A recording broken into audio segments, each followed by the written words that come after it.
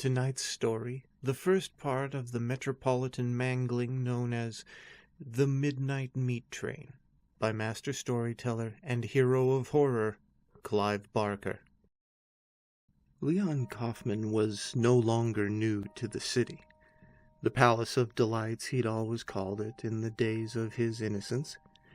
But that was when he'd lived in Atlanta, and New York was still a kind of promised land where everything was possible.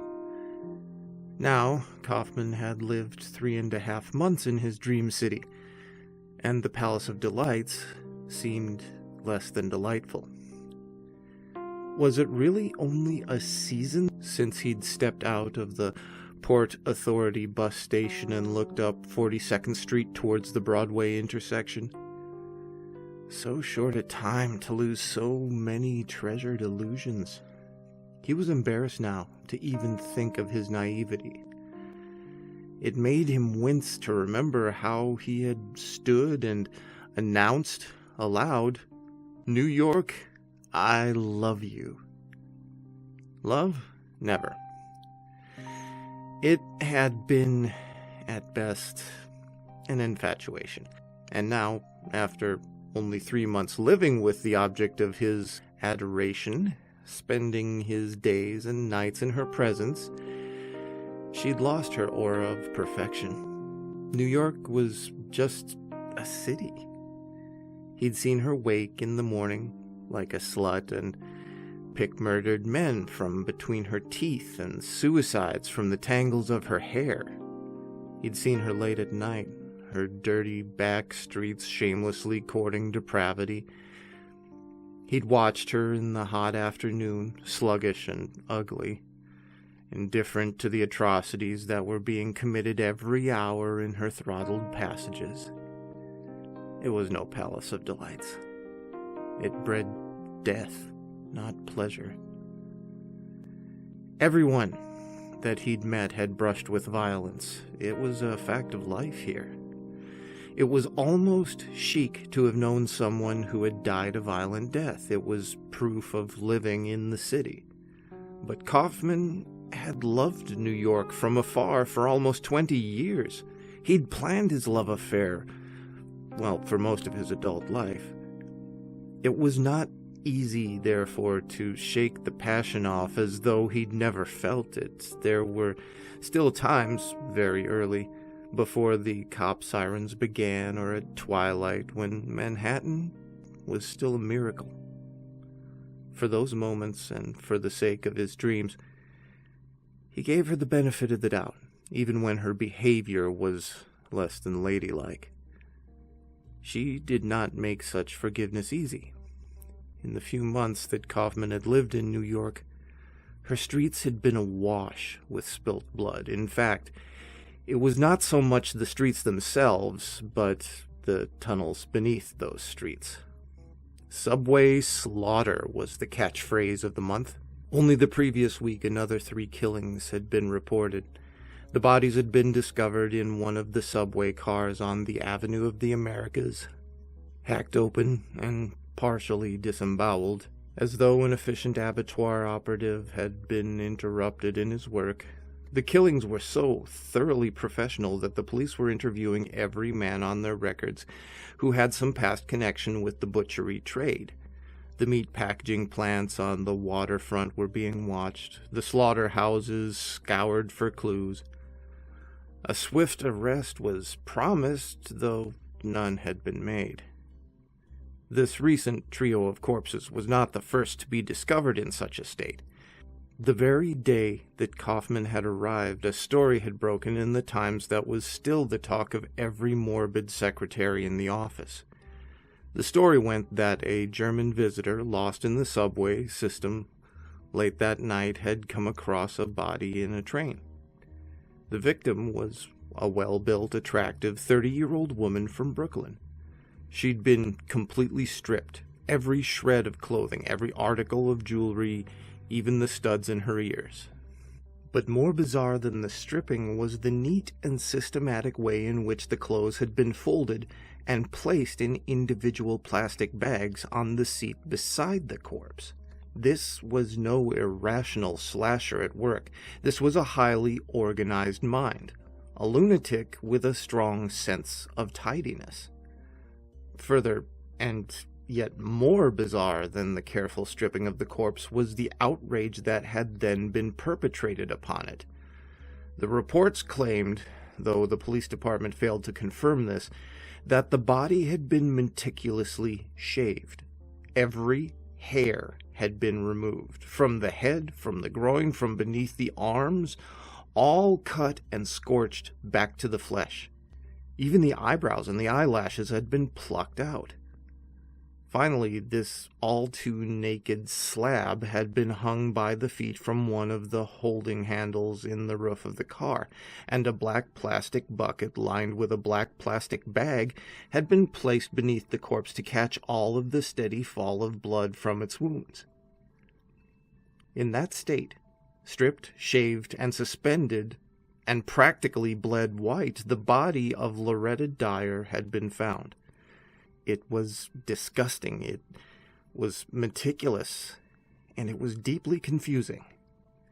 There had been no rape, nor any signs of torture. The woman had been swiftly and efficiently dispatched as though she were a piece of meat, and the butcher was still loose.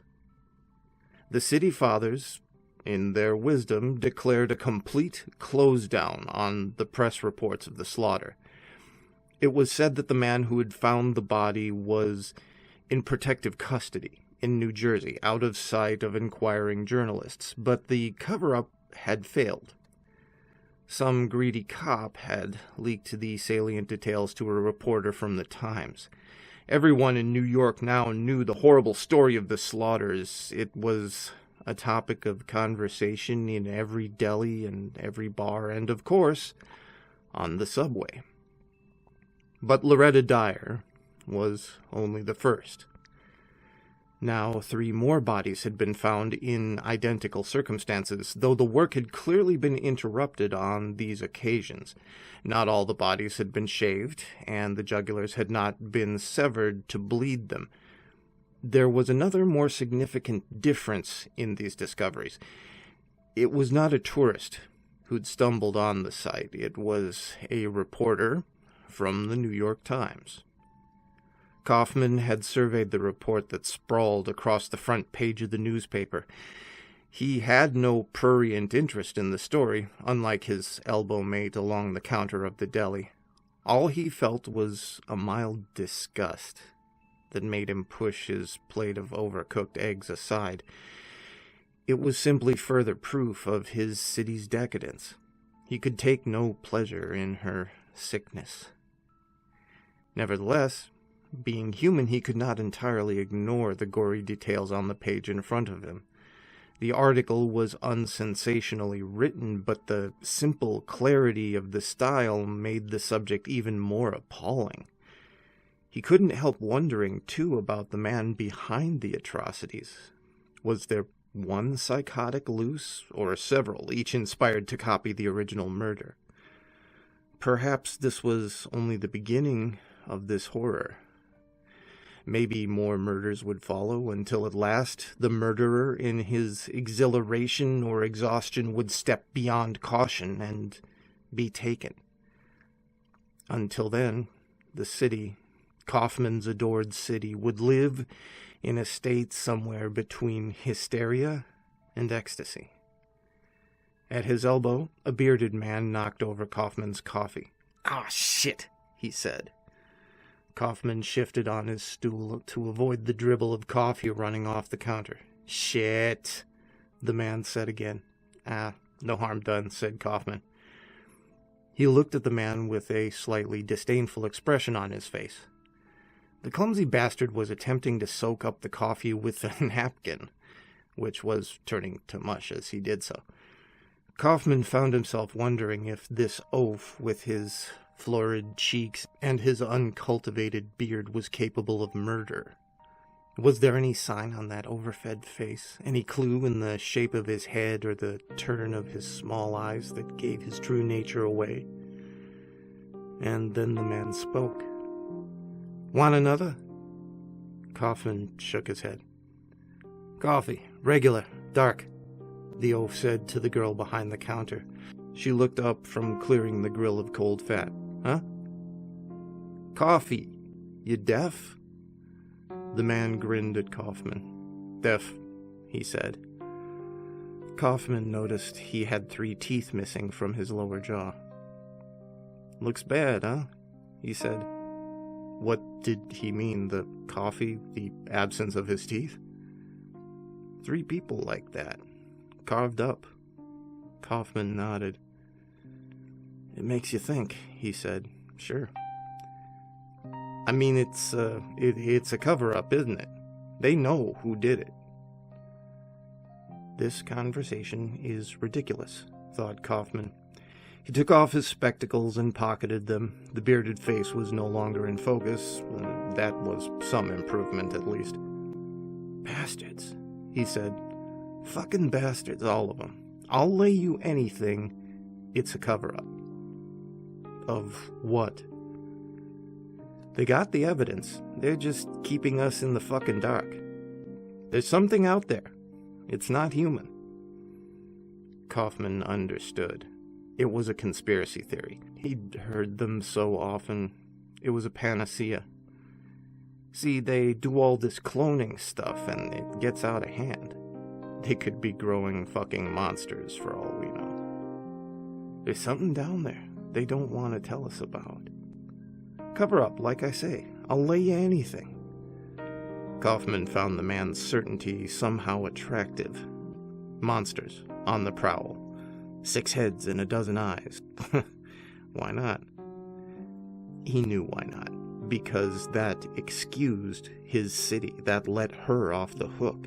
And Kaufman believed in his heart that the monsters to be found in the tunnels were perfectly human. The bearded man threw his money on the counter and got up, sliding his fat bottom off the stained plastic stool. Probably a fucking cop, he said as his parting shot. Tried to make him a fucking hero, and made him a fucking monster instead. He grinned grotesquely. I'll lay you anything, he continued and lumbered out without another word.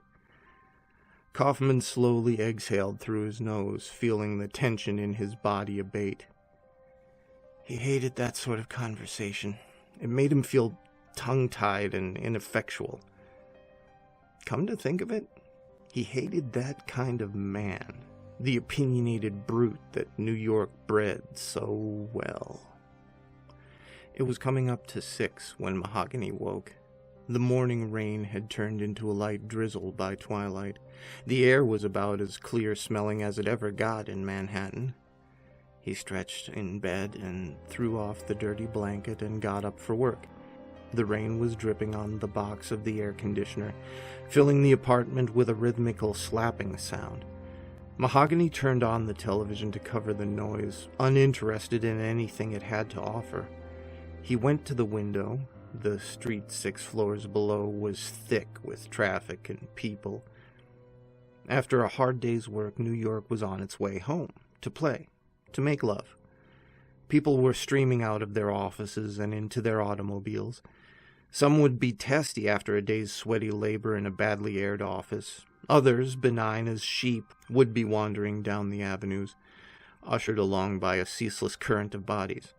Still others would, even now, be cramming onto the subway, blind to the graffiti on every wall, deaf to the babble of their own voices and to the cold thunder of the tunnels.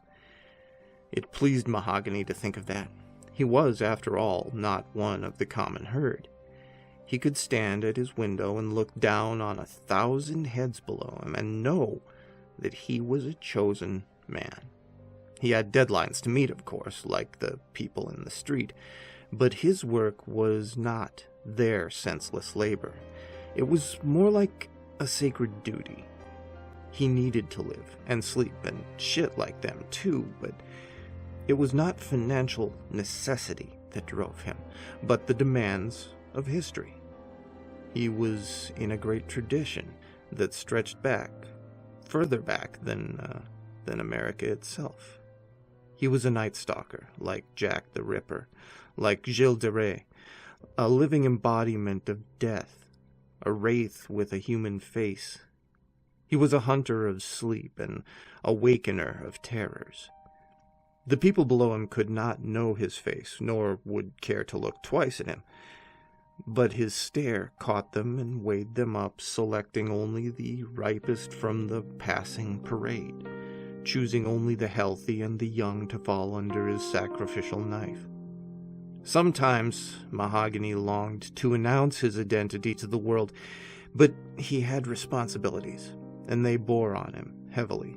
He couldn't expect fame. His was a secret life, and it was merely pride that longed for recognition.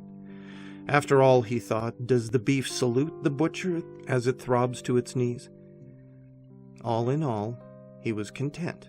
To be part of that great tradition was enough. It would always have to remain enough. Recently, however, there'd been discoveries. They weren't his fault, of course. Nobody could possibly blame him. But it was a bad time. Life was not as easy as it had been 10 years ago. He was that much older, of course, and that made the job more exhausting, and more the obligations weighed on his shoulders. He was a chosen man, and that was a difficult privilege to live with. He wondered, now and then, if it wasn't time to think about training a younger man for his duties.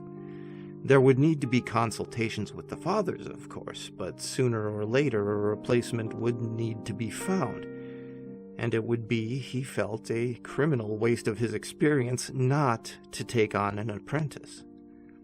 There were so many felicities he could pass on. The tricks of his extraordinary trade, the best way to stalk, to cut, to strip, and to bleed. The best meat for the purpose, the simplest way to dispose of the remains. So much detail, so much accumulated experience. Mahogany wandered into the bathroom and turned on the shower. As he stepped in, he looked down at his body, the small paunch, the graying hairs on his sagging chest, the scars and the pimples that littered his pale skin. He was getting old. Still, tonight, like every other night, he had a job to do. Kaufman hurried back to the lobby with his sandwich, turning down his collar and brushing rain off his hair. The clock above the elevator read 7:16. He would work through until 10, no later. The elevator took him up to the 12th floor and to the Pappas offices. He traipsed unhappily through the maze of empty desks and hooded machines to his little territory, which was still illuminated.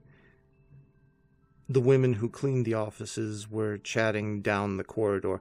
Otherwise, the place was lifeless. He took off his coat, shook the rain off it as best he could, and hung it up. Then he sat down in front of the piles of orders he had been tussling with for the best part of 3 days, and began work. It would only take one more night's labor, he felt sure, to break the back of the job, and he found it easier to concentrate without the incessant clatter of the typists and typewriters on every side. He unwrapped his ham on whole wheat with extra mayonnaise and settled in for the evening. It was 9 now. Mahogany was dressed for the night shift. He had his usual sober suit on, with his brown tie neatly knotted, his silver cufflinks, a gift from his first wife, placed in the sleeves of his immaculately pressed shirt, his thinning hair gleaming with oil, his nails snipped and polished, his face flushed with cologne. His bag was packed, the towels, the instruments, his chainmail apron. He checked his appearance in the mirror. He could, he thought, still be taken for a man of 45, 50 at the outside. As he surveyed his face, he reminded himself of his duty. Above all, he must be careful. There would be eyes on him every step of the way, watching his performance tonight and judging it. He must walk out like an innocent, arousing no suspicion. If they only knew, he thought, the people who walked and ran and slipped past him on the streets, who collided with him without apology, who met his gaze with contempt, who smiled at his bulk, looking uneasy in his ill-fitting suit. If they only knew what he did, what he was, what he carried. Caution, he said to himself, and turned off the light. The apartment was dark. He went to the door and opened it, used to walking in blackness, happy in it. The rain clouds had cleared entirely. Mahogany made his way down Amsterdam towards the subway at 145th Street. Tonight he'd take the Avenue of the Americas again, his favorite route, and often his most productive. Down the subway steps, token in hand, through the automatic gates, the smell of the tunnels was in his nostrils now. Not the smell of the deep tunnels, of course. They had a scent all their own, but there was reassurance even in the stale electric air of the shallow line. The regurgitated breath of a million travelers circulated in this warren, mingling with the breath of creatures far older, things with voices soft like clay whose appetites were abominable. How he loved it, the scent, the dark, the thunder. He stood on the platform and scanned his fellow travelers critically. There were one or two bodies he contemplated following, but there was so much dross among them, so few worth the chase.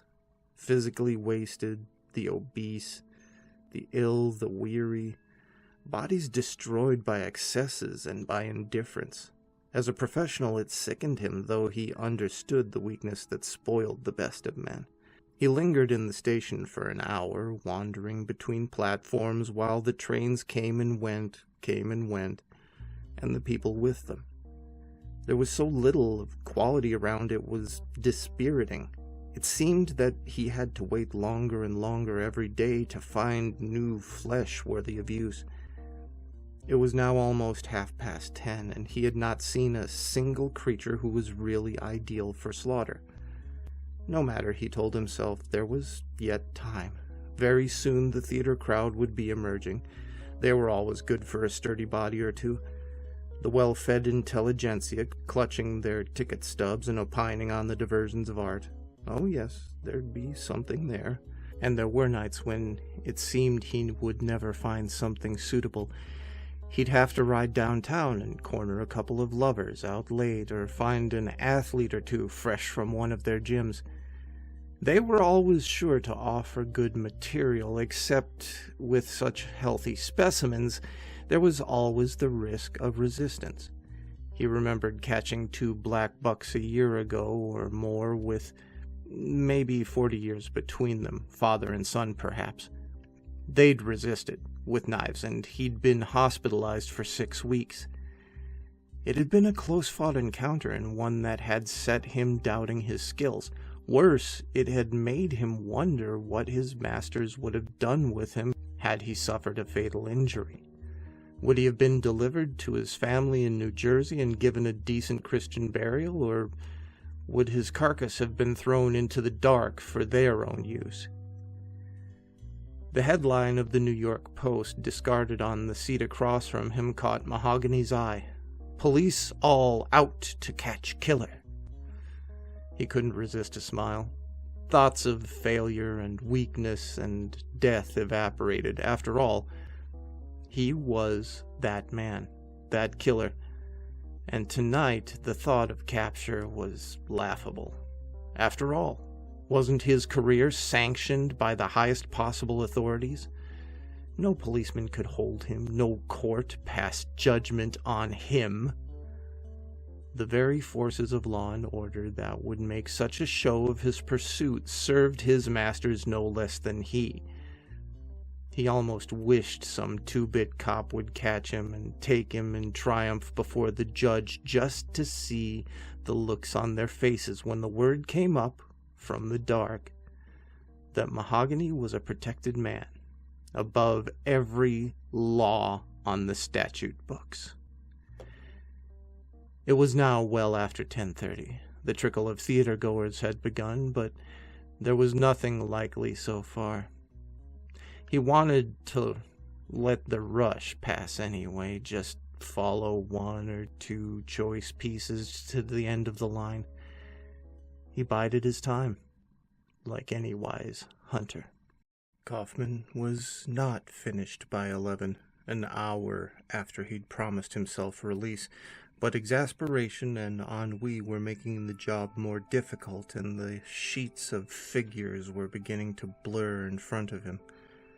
At 11:10, he threw down his pen and admitted defeat. He rubbed his hot eyes with the cushions of his palms till his head was filled with colors. Fuck it, he said. He never swore in company, but once in a while to say fuck it to himself was a great consolation. He made his way out of the office, damp coat over his arm, and headed for the elevator. His limbs felt drugged, and his eyes would scarcely stay open. It was colder outside than he'd anticipated, and the air brought him out of his lethargy a little. He walked toward the subway at 34th Street. Catch an express to Far Rockaway, home in an hour.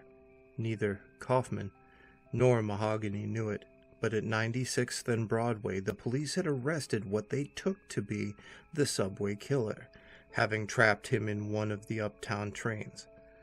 A small man of European extraction, wielding a hammer and a saw, had cornered a young woman in the second car and threatened to cut her in half in the name of Jehovah. Whether he was capable of fulfilling this threat was doubtful. As it was, he didn't get the chance. While the rest of the passengers, including 2 Marines, looked on, the intended victim landed a kick to the man's testicles. He dropped the hammer, she picked it up, and broke his lower jaw and right cheekbone with it before the Marines stepped in. When the train halted at 96th, the police were waiting to arrest the subway butcher. They rushed the car and the horde, yelling like banshees and scared as shit. The butcher was lying in one corner of the car, his face in pieces. They carted him away, triumphant. The woman, after questioning, went home with the Marines. It was to be a useful diversion, though Mahogany couldn't know it at the time. It took the police the best part of the night to determine the identity of their prisoner, chiefly because he couldn't do more than drool through his shattered jaw. It wasn't until 3:30 in the morning when one Captain Davis, coming on duty, recognized the man as a retired flower salesman from the Bronx called Hank Vassarelli. Hank, it seemed, was regularly arrested for threatening behavior and indecent exposure, all in the name of Jehovah. Appearances deceived. He was about as dangerous as the Easter Bunny. This was not the subway slaughterer. By the time the cops had worked that out, Mahogany had been about his business a long while. It was 11:15 when Kaufman got on the express through to Mott Avenue. He shared the car with 2 other travelers. One was a middle-aged black woman in a purple coat, the other a pale, acne-ridden adolescent who was staring at the "Kiss My White Ass" graffiti on the ceiling with spaced-out eyes. Kaufman was in the first car. He had a journey of 35 minutes duration ahead of him. He let his eyes slide closed, reassured by the rhythmical rocking of the train. It was a tedious journey, and he was tired. He didn't see Mahogany's face either, staring through the door between the cars, looking for some more meat. At 14th Street, the black woman got out. Nobody got in. Kaufman opened his eyes briefly, taking in the empty platform at 14th, then shut them again. The doors hissed closed. He was drifting in that warm somewhere between awareness and sleep, and there was a fluttering of nascent dreams in his head. It was a good feeling. The train was off again, rattling down into the tunnels. Maybe, at the back of his dozing mind, Kaufman half registered that the doors between the second and first cars had been slid open. Maybe he smelt the sudden gush of tunnel air and registered that the noise of the wheels was momentarily louder, but he chose to ignore it. Maybe he even heard the scuffle as Mahogany subdued the youth with the spaced-out stare, but the sound was too distant and the promise of sleep was too tempting. He drowsed on. For some reason, his dreams were of his mother's kitchen. She was chopping turnips and smiling sweetly as she chopped. He was only small in his dream and was looking up at her radiant face while she worked. Chop, chop, chop. His eyes jerked open. His mother vanished. The car was empty, and the youth was gone. How long had he been dozing? He hadn't remembered the train stopping at West 4th Street. He looked up, his head full of slumber, and almost fell over as the train rocked violently. It seemed to have gathered quite a substantial head of speed. Maybe the driver was keen to be home, wrapped up in bed with his wife. They were going at a fair lick. In fact, it was bloody terrifying. There was a blind drawn down over the window between the cars which hadn't been down before, as he remembered. A little concern crept into Kaufman's sober head. Suppose he'd been sleeping a long while and the guard had overlooked him in the car. Perhaps they'd passed Far Rockaway and the train was now speeding on its way to wherever they took trains for the night. "Fuck it," he said aloud. Should he go forward and ask the driver? It was such a bloody idiot question to ask. Where am I? At this time of night, was he likely to get more than a stream of abuse by the way of reply? Then the train began to slow. A station. Yes, this was a station. The train emerged from the tunnel and into the dirty light of the station at West 4th Street. No, he'd missed no stops. So where had the boy gone? Either he'd ignored the warning on the car wall forbidding transfer between the cars while in transit, or else he'd gone into the driver's cabin up front. Probably between the driver's legs even now, Kaufman thought, his lip curling. It wasn't unheard of. This was the Palace of Delights, after all, and everyone had their right to a little love in the dark. Kaufman shrugged to himself. What did he care where the boy had gone? The doors closed. Nobody had boarded the train. It shunted off from the station, the lights flickering as it used a surge of power to pick up some speed again. Kaufman felt the desire for sleep come over him afresh, but the sudden fear of being lost had pumped adrenaline into his system, and his limbs were tingling with nervous energy. His senses had sharpened, too. Then, even over the clatter and rumble of the wheels on the tracks, he heard the sound of tearing cloth coming from the next car. Was someone tearing their shirt off? He stood up, grasping one of the straps for balance. The window between the cars was completely curtained off, but he stared at it, frowning as though he might suddenly discover X-ray vision. The car rocked and rolled. It was really traveling again. Another ripping sound. Wait, was it rape? With no more than a mild voyeuristic urge, he moved down the seesawing car towards the intersecting door, hoping there might be a chink in the curtain. His eyes were still fixed on the window, and he failed to notice the splatters of blood he was treading in until his heel slipped.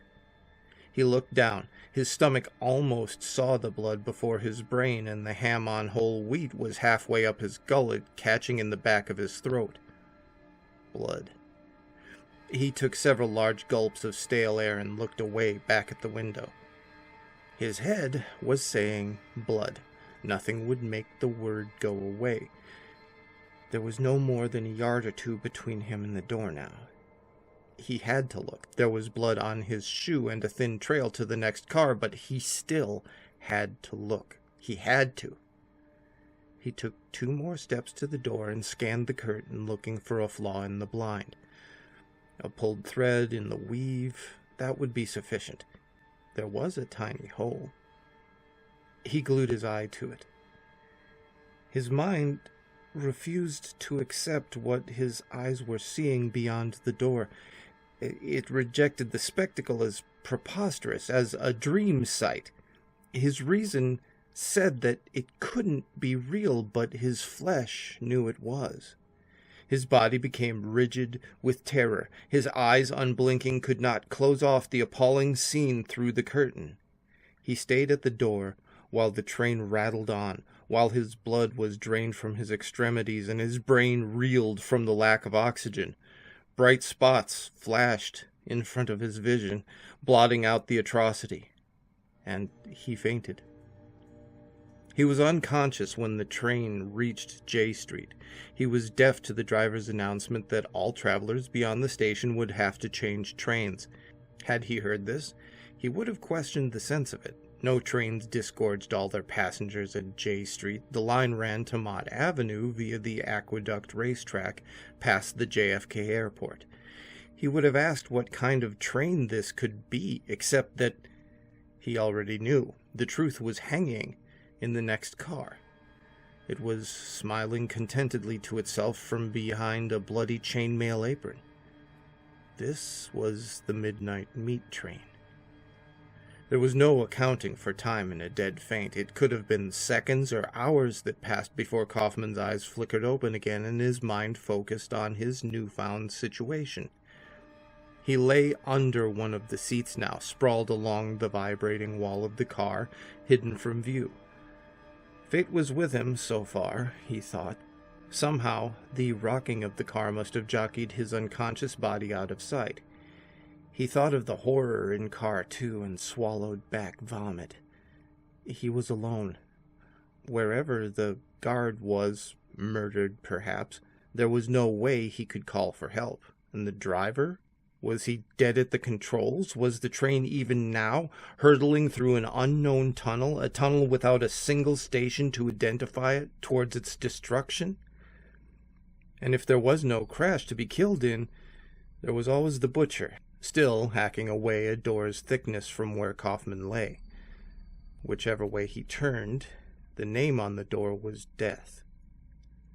The noise was deafening, especially lying on the floor. Kaufman's teeth were shaking in their sockets, and his face felt numb with the vibration. Even his skull was aching. Gradually, he felt strength seeping back into his exhausted limbs. He cautiously stretched his fingers and clenched his fists to set the blood flowing there again. And as the feeling returned, so did the nausea. He kept seeing the grisly brutality in the next car.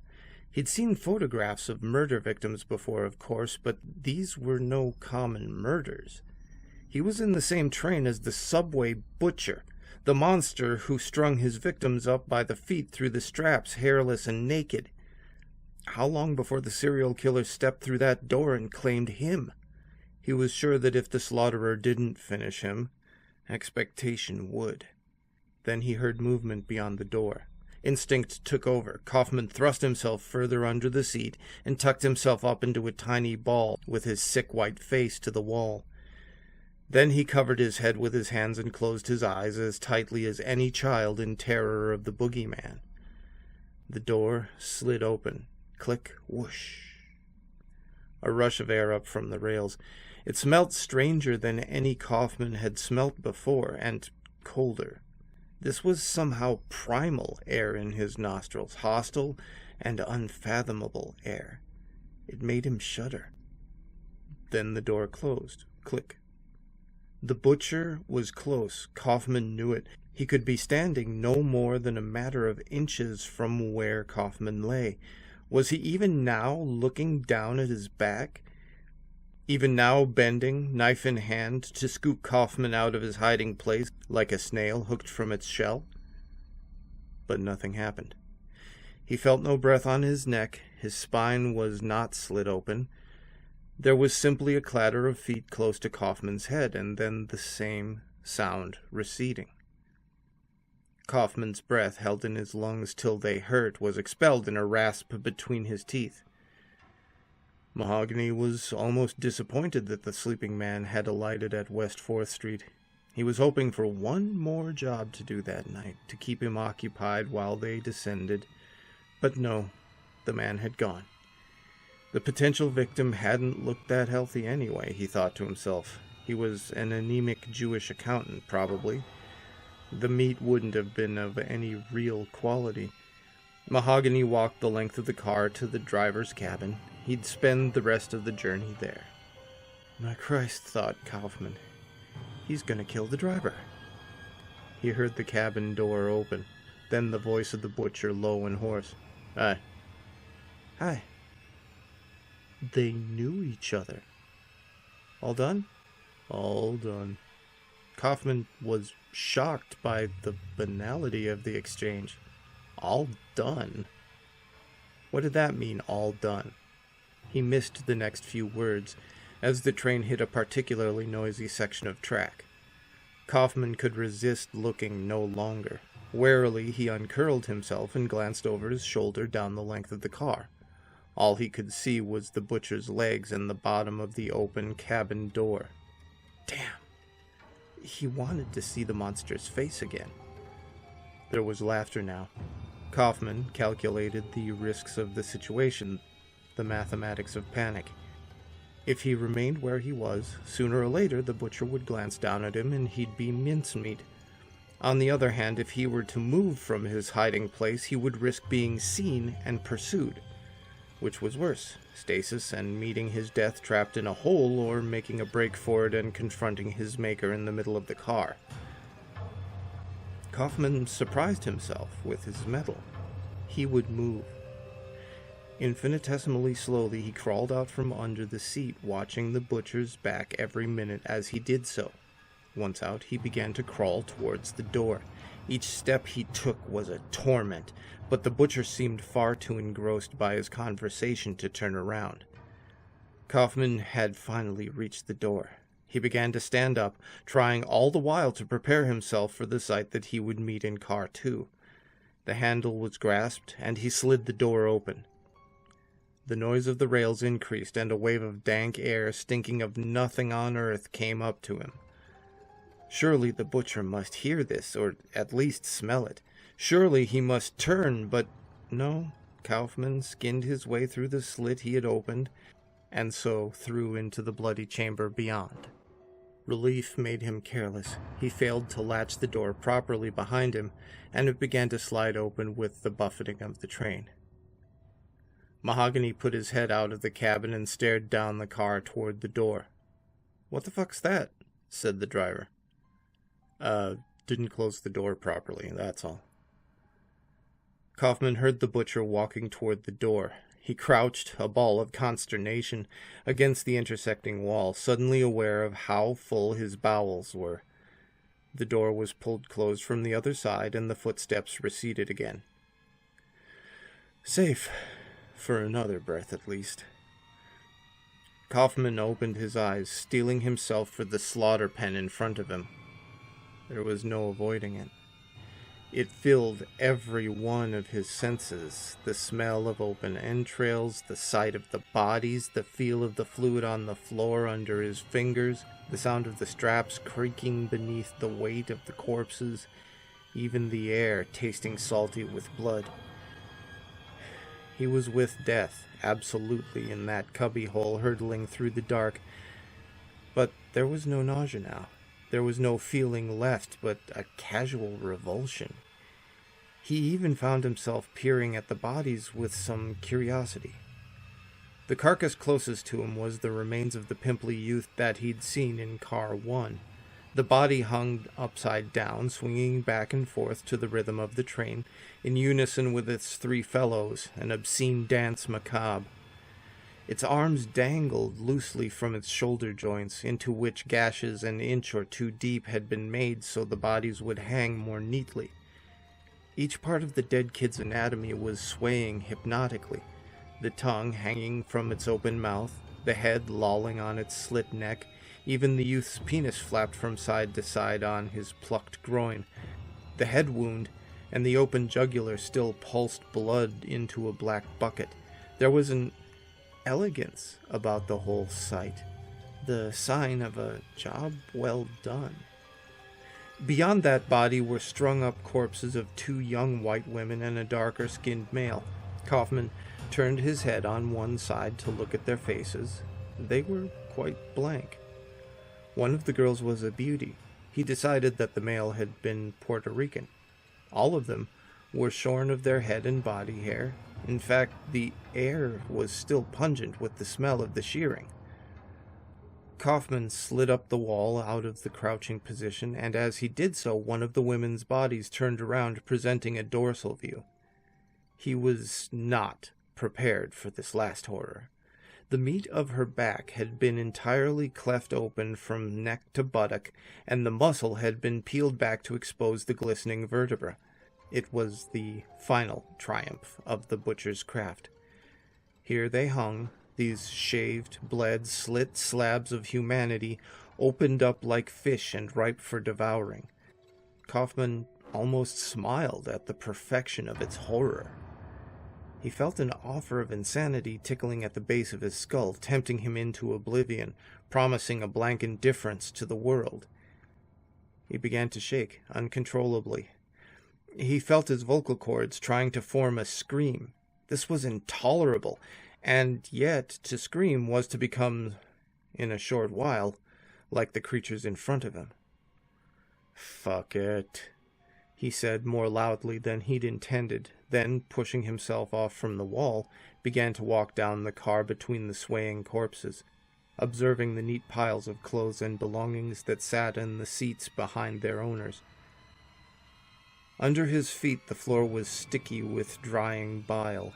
Even with his eyes closed to cracks, he could see the blood in the buckets too clearly. It was thick and heady and had flecks of grit turning in it. He was past the youth now, and he could see the door into car 3 ahead. All he had to do was run this gauntlet of atrocities. He urged himself on, trying to ignore the horrors and to concentrate on the door that would lead him back into sanity. He was past the first woman. A few more yards, he said to himself. 10 steps at most, less if he walked out with confidence. Then the lights went out. "Jesus Christ," he said. The train lurched, and Kaufman lost his balance. In the utter blackness, he reached out for support, and his flailing arms encompassed the body beside him. Before he could prevent himself, he felt his hands sinking into the lukewarm flesh and his fingers grasping the open edge of the muscle on the dead woman's back. His fingertips touching the bone of her spine. His cheek was laid against the bald flesh of the thigh. He screamed, and even as he screamed, the lights flickered back on. And as they flickered back on, and his screams died, he heard the noise of the butcher's feet approaching down the length of car 1 towards the intervening door. He let go of the body he was embracing. His face was smeared with the blood from her leg. He could feel it on his cheek like war paint. Screaming had cleared Kaufman's head, and he suddenly felt released into a kind of strength. There would be no pursuit down the train. He knew that. There would be no cowardice, not now. This was going to be a primitive confrontation. 2 human beings, face to face, and there would be no trick, none that he couldn't contemplate using to bring his enemy down. This was a matter of survival, pure and simple. The door handle rattled. Kaufman looked around for a weapon, his eye steady and calculating. His gaze fell upon the pile of clothes beside the Puerto Rican's body. There was a knife there, lying amongst the rhinestone rings and imitation gold chains. A long-bladed, immaculately clean weapon, probably the man's pride and joy. Reaching past the well-muscled body, Kaufman plucked the knife from the heap. It felt good in his hand. In fact, it felt positively thrilling. The door was opening, and the face of the slaughterer came into view. Kaufman looked down the abattoir at Mahogany. He was not terribly fearsome, just another balding, overweight man of 50. His face was heavy and his eyes deep-set. His mouth was rather small and delicately lipped. In fact, it seemed he had a woman's mouth. Mahogany could not understand where this intruder had appeared from, but he was aware that it was another oversight, another sign of increasing incompetence. He must dispatch this ragged creature immediately. After all, they could not be more than a mile or 2 from the end of the line. He must cut the little man down and have him hanging up by his heels before they reached their destination. He moved into car 2. "You were asleep," he said, recognizing Kaufman. "I saw you." Kaufman said nothing. "You should have left the train. What were you trying to do? Hide from me?" Kaufman still kept his silence. Mahogany grasped the hand of the cleaver hanging from his well-used leather belt. It was dirty with blood, as was his chainmail apron, his hammer, and his saw. "As it is," he said, "I'll have to do away with you." Kaufman raised the knife. It looked a little small beside the butcher's paraphernalia. "Fuck it," he said. Mahogany grinned at the little man's pretensions to defense. "You shouldn't have seen this. It's not for the likes of you," he said, taking another step towards Kaufman. "It's secret." "Oh, so he's the divinely inspired type, is he?" thought Kaufman. "That explains something." "Fuck it," he said again. The butcher frowned. He didn't like the little man's indifference to his work, to his reputation. "We all have to die sometime," he said. "You should be well pleased. You're not going to be burnt up like most of them. I can use you to feed the fathers." Kaufman's only response was a grin. He was past being terrorized by this gross, shambling hulk. The butcher unhooked the cleaver from his belt and brandished it. "Dirty little fucker like you," he said, "should be thankful to be useful at all. Meat's the best you can aspire to." Without warning, the butcher swung. The cleaver divided the air with some speed, but Kaufman stepped back. The cleaver sliced his coat arm and buried itself in the Puerto Rican's shank. The impact half severed the leg, and the weight of the body opened the gash even further. The exposed meat of the thigh was like prime steak, succulent and appetizing. The butcher started to drag the cleaver out of the wound, and in that moment Kaufman sprang. The knife sped towards Mahogany's eye, but an error of judgment buried it instead in his neck. It transfixed the column and appeared in a little gout of gore on the other side, straight through in one stroke. Straight through. Mahogany felt the blade in his neck as a choking sensation, almost as though he'd caught a chicken bone in his throat. He made a ridiculous half-hearted coughing sound. Blood issued from his lips, painting them like lipstick on a woman's mouth. The cleaver clattered to the floor. Kaufman pulled the knife out. The two wounds spouted little arcs of blood. Mahogany collapsed to his knees, staring at the knife that had killed him. The little man was watching him quite passively. He was saying something, but Mahogany's ears were deaf to the remarks, as though he were underwater. And Mahogany suddenly went blind. He knew, with a nostalgia for his senses, that he would not see or hear again.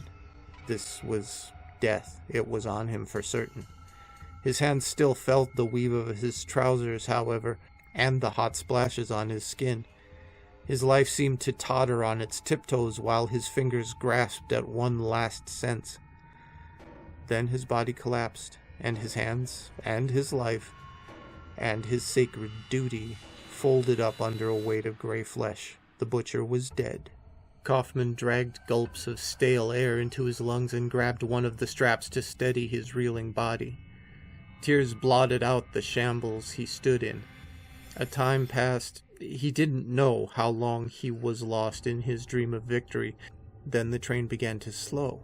He felt and heard the brakes being applied. The hanging bodies lurched forward as the careening train slowed, its wheels squealing on rails that were sweating slime. Curiosity overtook Kaufman. Would the train shunt into the butcher's underground slaughterhouse, decorated with the meat that he'd gathered through his career? And the laughing driver, so indifferent to the massacre, what would he do once the train had stopped? Whatever happened now was academic at best. He would face anything at all. Watch and see. The tannoy crackled. It was the voice of the driver. "We're here, man. Better take your place, huh?"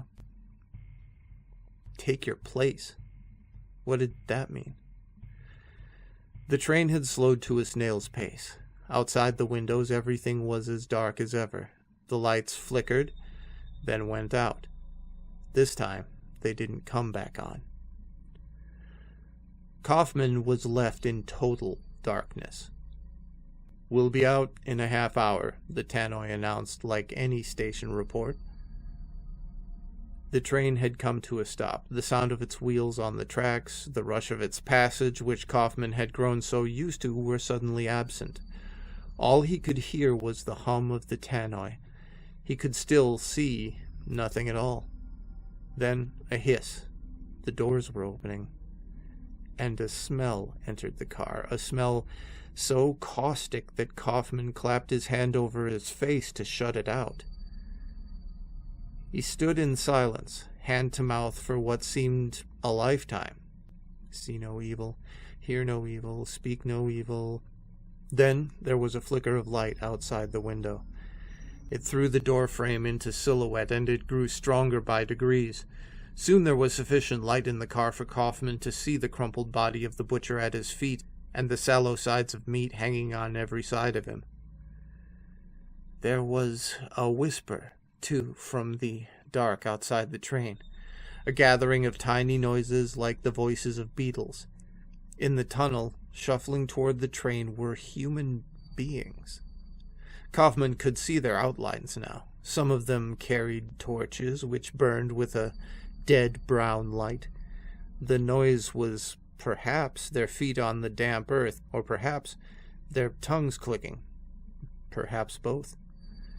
Kaufman wasn't as naive as he'd been an hour before. Could there be any doubt as to the intention these things had coming out of the blackness toward the train?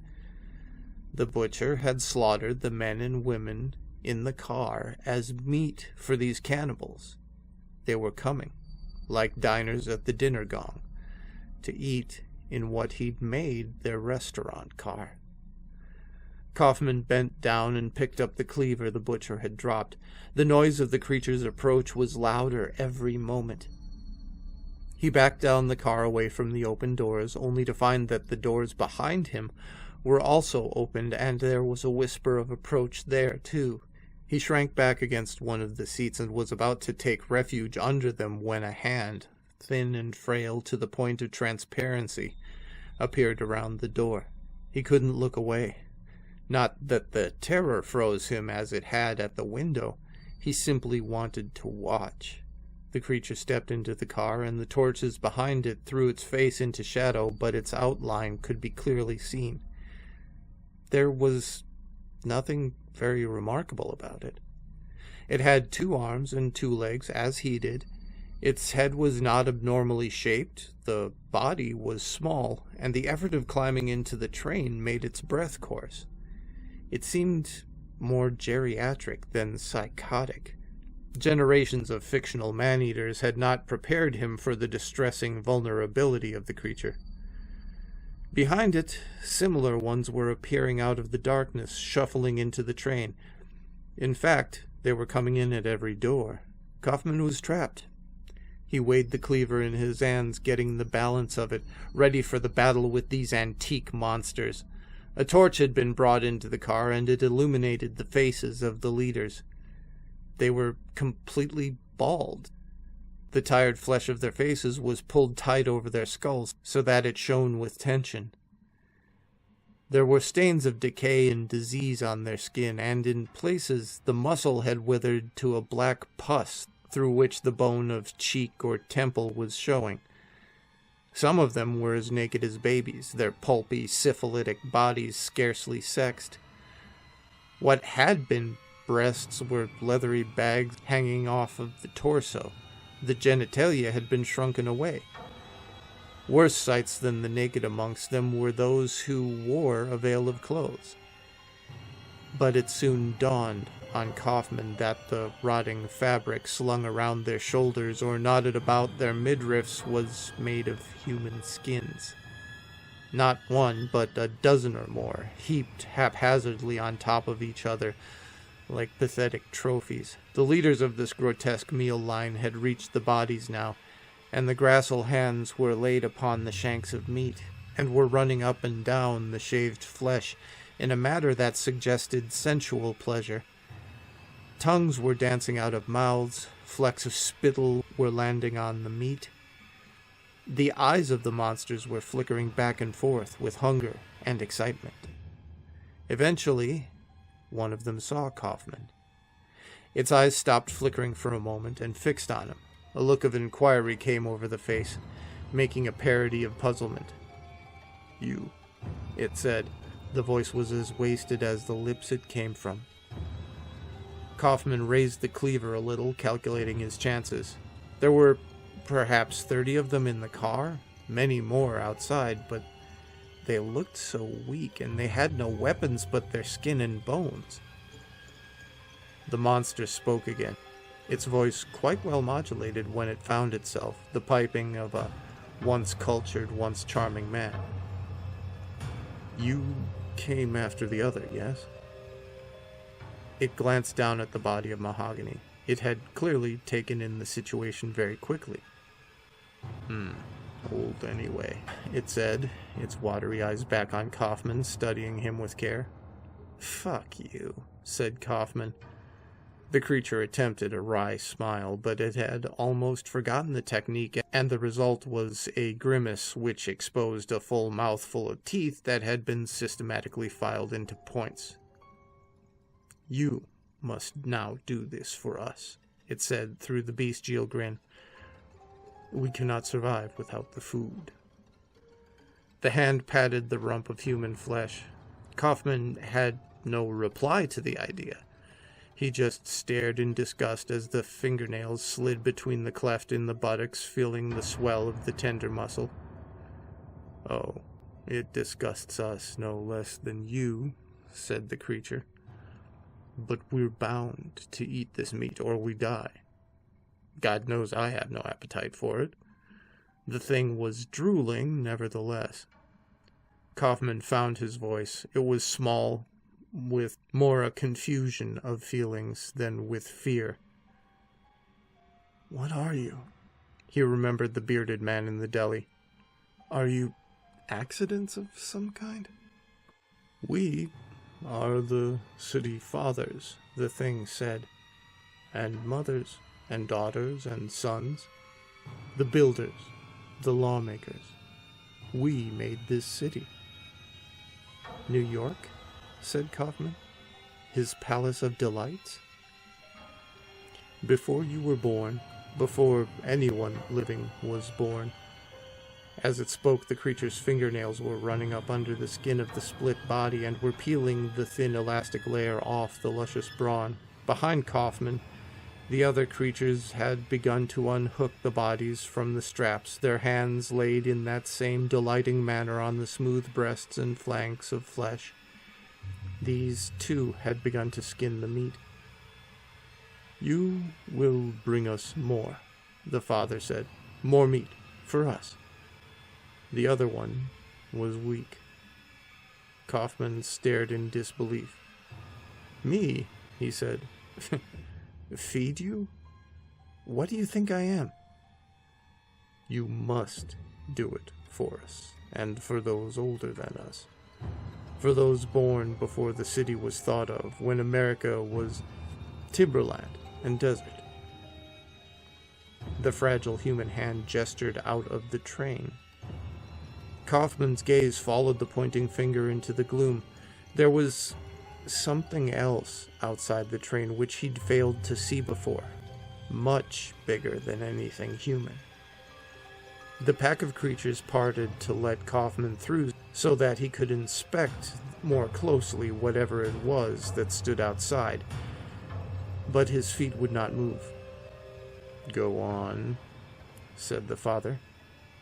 Kaufman thought of the city he'd loved. Were these really its ancients, its philosophers, its creators? He had to believe it. Perhaps there were people on the surface, bureaucrats, politicians, authorities of every kind, who knew this horrible secret, and whose lives were dedicated to preserving these abominations, feeding them as savages feed lambs to their gods. There was a horrible familiarity about this ritual. It rang a bell, not in Kaufman's conscious mind, but in his deeper, older self. His feet, no longer obeying his mind, but his instinct to worship, moved. He walked through the corridor of bodies and stepped out of the train. The light of the torches scarcely began to illuminate the limitless darkness outside. The air seemed solid, it was so thick with the smell of ancient earth. But Kaufman smelt nothing. His head bowed. It was all he could do to prevent himself from fainting again. It was there. The precursor of man, the original American whose homeland this was before Passamaquoddy or Cheyenne. Its eyes, if it had eyes, were on him. His body shook, his teeth chattered. He could hear the noise of its anatomy, ticking, crackling, sobbing. It shifted a little in the dark, and the sound of its movement was awesome, like a mountain trying to sit up. Kaufman's face was raised to it, and without thinking about what he was doing or why, he fell to his knees in the shit in front of the Father of Fathers. Every day of his life had been leading up to this day, every moment quickening to this incalculable moment of holy terror. Had there been sufficient light in that pit to see the whole, perhaps his tepid heart would have burst. As it was, he felt it flutter in his chest and saw what he saw.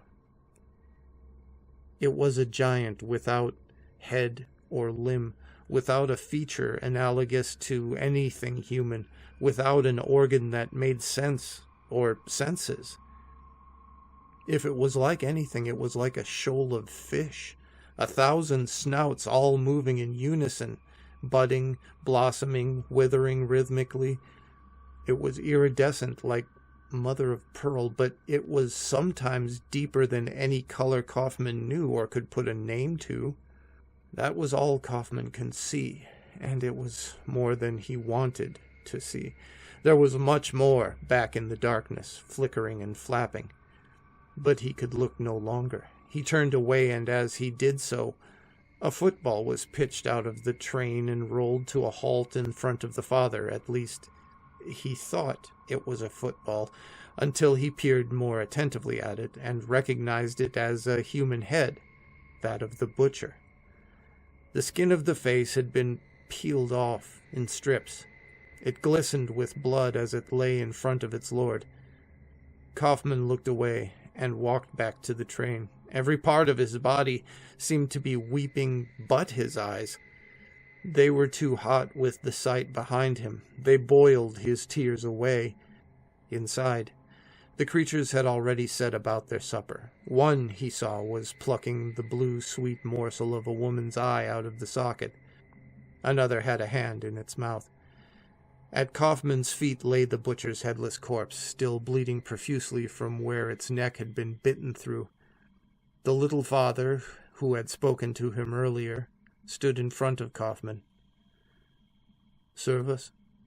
it asked gently, as you might ask a cow to follow you. Kaufman was staring at the cleaver, the butcher's symbol of office.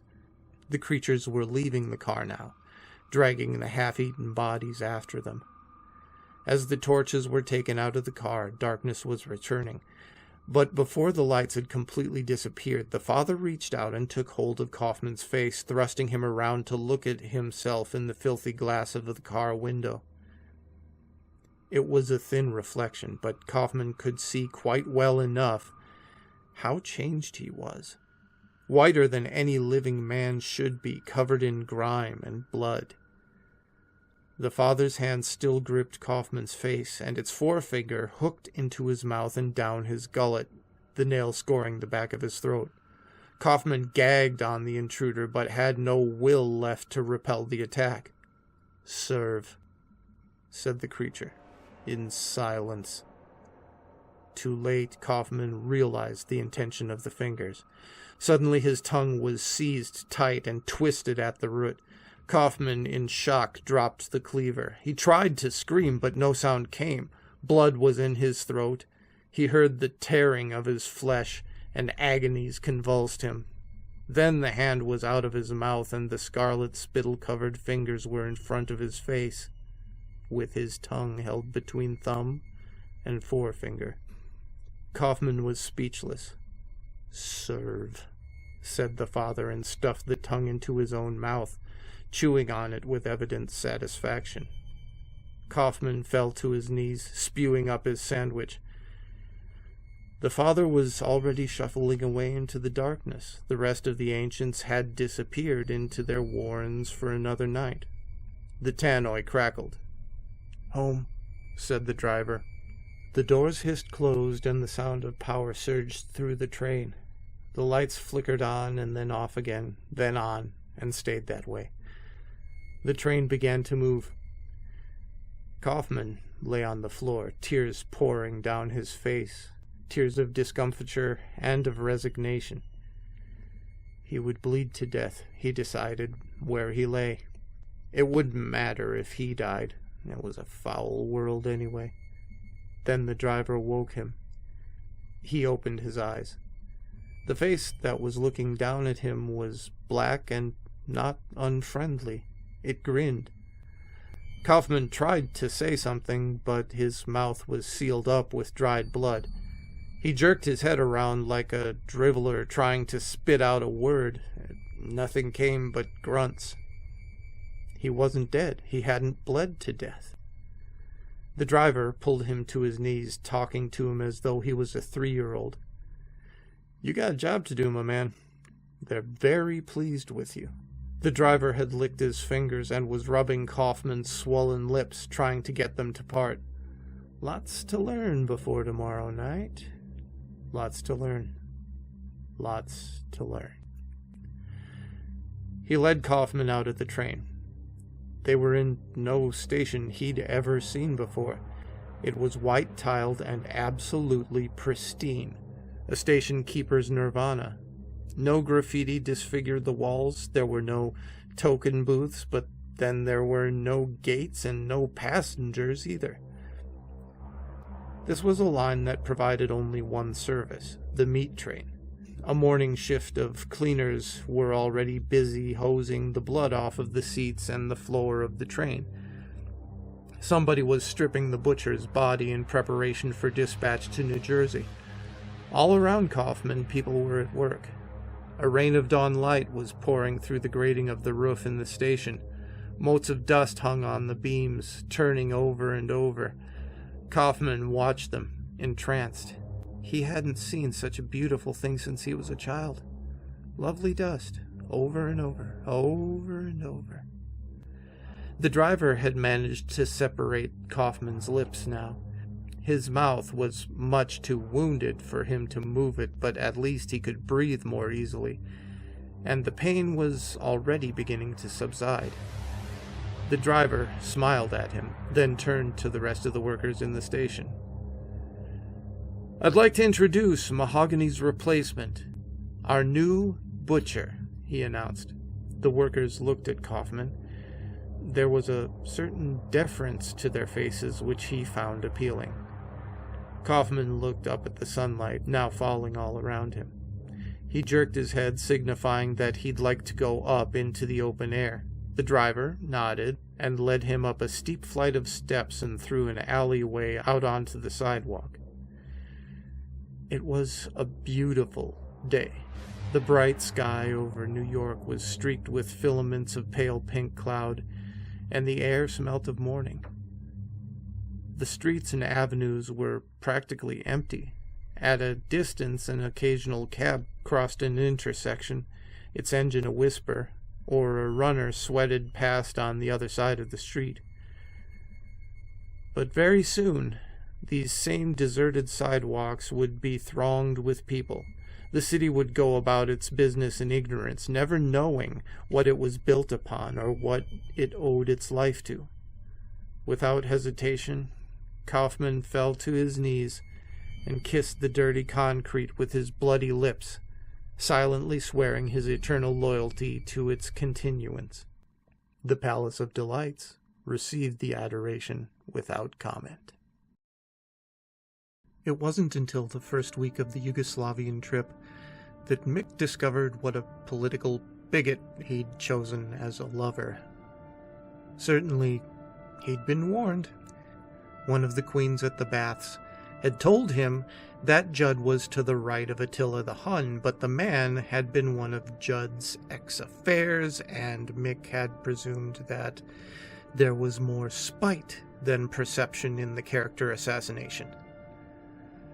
If only he'd listened.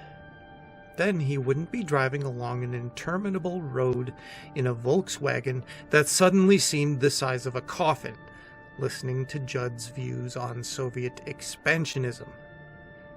Jesus, he was so boring. He didn't converse, he lectured, endlessly. In Italy, the sermon had been on the way that the communists had exploited the peasant vote. Now, here in Yugoslavia, Judd had really warmed to this theme, and Mick was just about ready to take a hammer to his self-opinionated head. It wasn't that he disagreed with everything Judd said. Some of the arguments, the ones that Mick understood anyway, seemed quite sensible. But then, what did he know? He was a dance teacher. Judd was a journalist, a professional pundit. He felt, like most journalists Mick had encountered, that he was obliged to have an opinion on everything under the sun, especially politics. That was the best trough to wallow in, you see. You could get your snout, eyes, head, and front hooves in that mess of muck and have a fine old time splashing around. It was an inexhaustible subject to devour, a swill with a little of everything in it, because everything, according to Judd, was political. The arts were political, sex was political, religion, commerce, gardening, eating, drinking, farting, all political. Jesus, it was mind-blowingly boring, killingly, love-deadeningly boring. Worse still, Judd didn't seem to notice how bored Mick had become, or if he did notice, he didn't care. He just rambled on, his arguments getting windier and windier, his sentences lengthening with every mile they drove. Judd, Mick had decided, was a selfish bastard, and as soon as their honeymoon was over, he would part with the guy. It was not until their trip, that endless, motiveless caravan through the graveyards of mid-European culture, that Judd realized what a political lightweight he had in Mick. The guy showed precious little interest in the economics or politics of the countries they passed through. He registered indifference to the full facts behind the Italian situation and yawned, yes, yawned, when he had tried and failed to debate the Russian threat to world peace. He had to face the bitter truth. Mick was a queen. There was no other word for him. All right, perhaps he didn't mince or wear jewelry to excess, but he was a queen nevertheless, happy to wallow in a dream world of early Renaissance frescoes and Yugoslavian icons. The complexities, the contradictions, even the agonies that made those cultures blossom and wither were just tiresome to him. His mind was no deeper than his looks. He was a well-groomed nobody. Some honeymoon. The road south from Belgrade to Nova Pazar was, by Yugoslavian standards, a good one. There were fewer potholes than on many of the roads that they'd traveled, and it was relatively straight. The town of Nova Pazar lay in the valley of the river Raska, south of the city named after the river. It wasn't an area particularly popular with the tourists. Despite the good road, it was still inaccessible and lacked sophisticated amenities, but Mick was determined to see the monastery at Sopocani to the west of the town, and after some bitter argument, he had won. The journey had proved uninspiring. On either side of the road, the cultivated fields looked parched and dusty. The summers had been unusually hot, and droughts were affecting many of the villages. Crops had failed, and livestock had been prematurely slaughtered to prevent them dying of malnutrition. There was a defeated look about the few faces that they glimpsed at the roadside. Even the children had dour expressions, brows as heavy as the stale heat that hung over the valley. Now, with the cards on the table after a row at Belgrade, they drove in silence most of the time, but the straight road, like most straight roads, invited dispute. When the driving was easy, the mind rooted for something to keep it engaged. And what better than a fight? "Why the hell do you want to see this damn monastery?" Judd demanded. It was an unmistakable invitation. "We've come all this way," Mick tried to keep the tone conversational. He wasn't in the mood for an argument. "More fucking virgins, is it?" Keeping his voice as even as he could, Mick picked up the guide and read aloud from it. There, some of the greatest works of Serbian painting can still be seen and enjoyed, including what many commentators agree to be the enduring masterpiece of the Raška school, the Dormition of the Virgin. Silence. Then Judd said, "I am up to here with churches. It's a masterpiece. They're all masterpieces according to that bloody book." Mick felt his control slipping. 2.5 hours at most. "I told you, I don't want to see another church. The smell of the places makes me sick. Stale incense, old sweat, lies." "It's a short detour. Then we can get back on the road and you can give me another lecture on farming subsidies in the Sanjak. I'm trying to get some decent conversation going instead of this endless tripe about Serbian fucking masterpieces." "Stop the car." "What?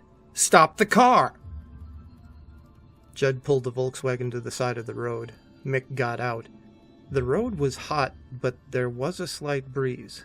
He took a deep breath and wandered into the middle of the road. Empty of traffic and pedestrians in both directions. In every direction, empty. The hills shimmered in the heat of the fields. There were wild poppies growing there in the ditches. Mick crossed the road, squatted on his haunches, and picked one. Behind him, he heard the VW's door slam. "What did you stop us for?" Judd said. His voice was edgy, still hoping for that argument, begging for it. Mick stood up, playing with the poppy. It was close to seeding, late in the season. The petals fell from the receptacle as soon as he touched them, little splashes of red fluttering down onto the gray tarmac. "I asked you a question," Judd said again. Mick looked around. Judd was standing by the far side of the car, his brows a knitted line of burgeoning anger. But handsome. Oh, yes. A face that made women weep with frustration that this one was gay. A heavy black mustache, perfectly trimmed, and eyes that you could watch forever and never see the same light in them twice. Why, in God's name, thought Mick, does a man as fine as that have to be such an insensitive little shit? Judd returned the look of contemptuous appraisal, staring at the pouting, pretty boy across the road. It made him want to puke, seeing the little act Mick was performing for his benefit. It might have been plausible in a 16-year-old virgin, but in a 25-year-old man, it lacked credibility. Mick dropped the flower, then untucked his t-shirt from his jeans.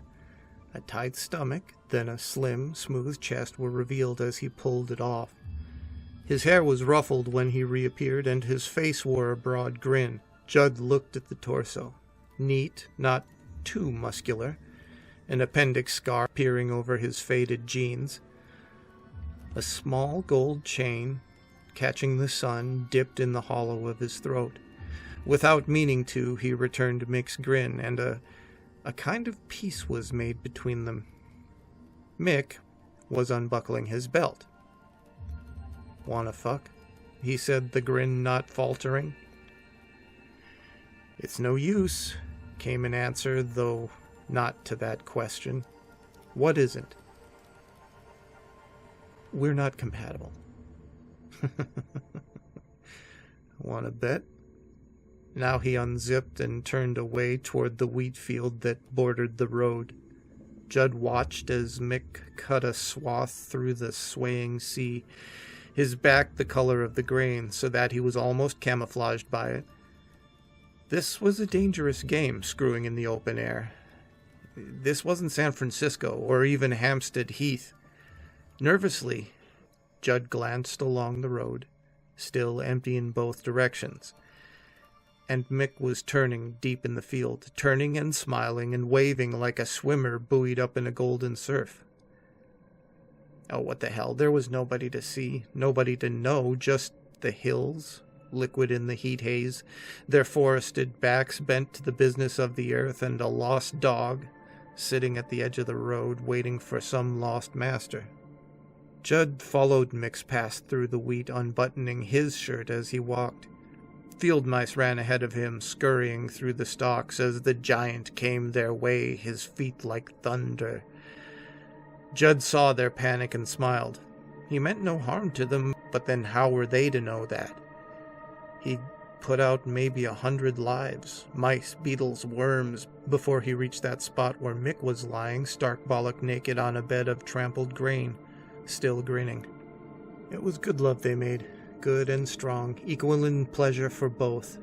There was a precision to their passion, sensing the moment when effortless delight became urgent, when desire became necessity. They locked together, limb around limb, tongue around tongue, in a knot only orgasm could untie, their backs alternately scorched and scratched as they rolled around, exchanging blows and kisses. In the thick of it, creaming together, they heard the foot of a tractor passing by, but they were past caring. They made their way back to the Volkswagen with body-thrashed wheat in their hair and ears, their socks between their toes. Their grins had been replaced with easy smiles.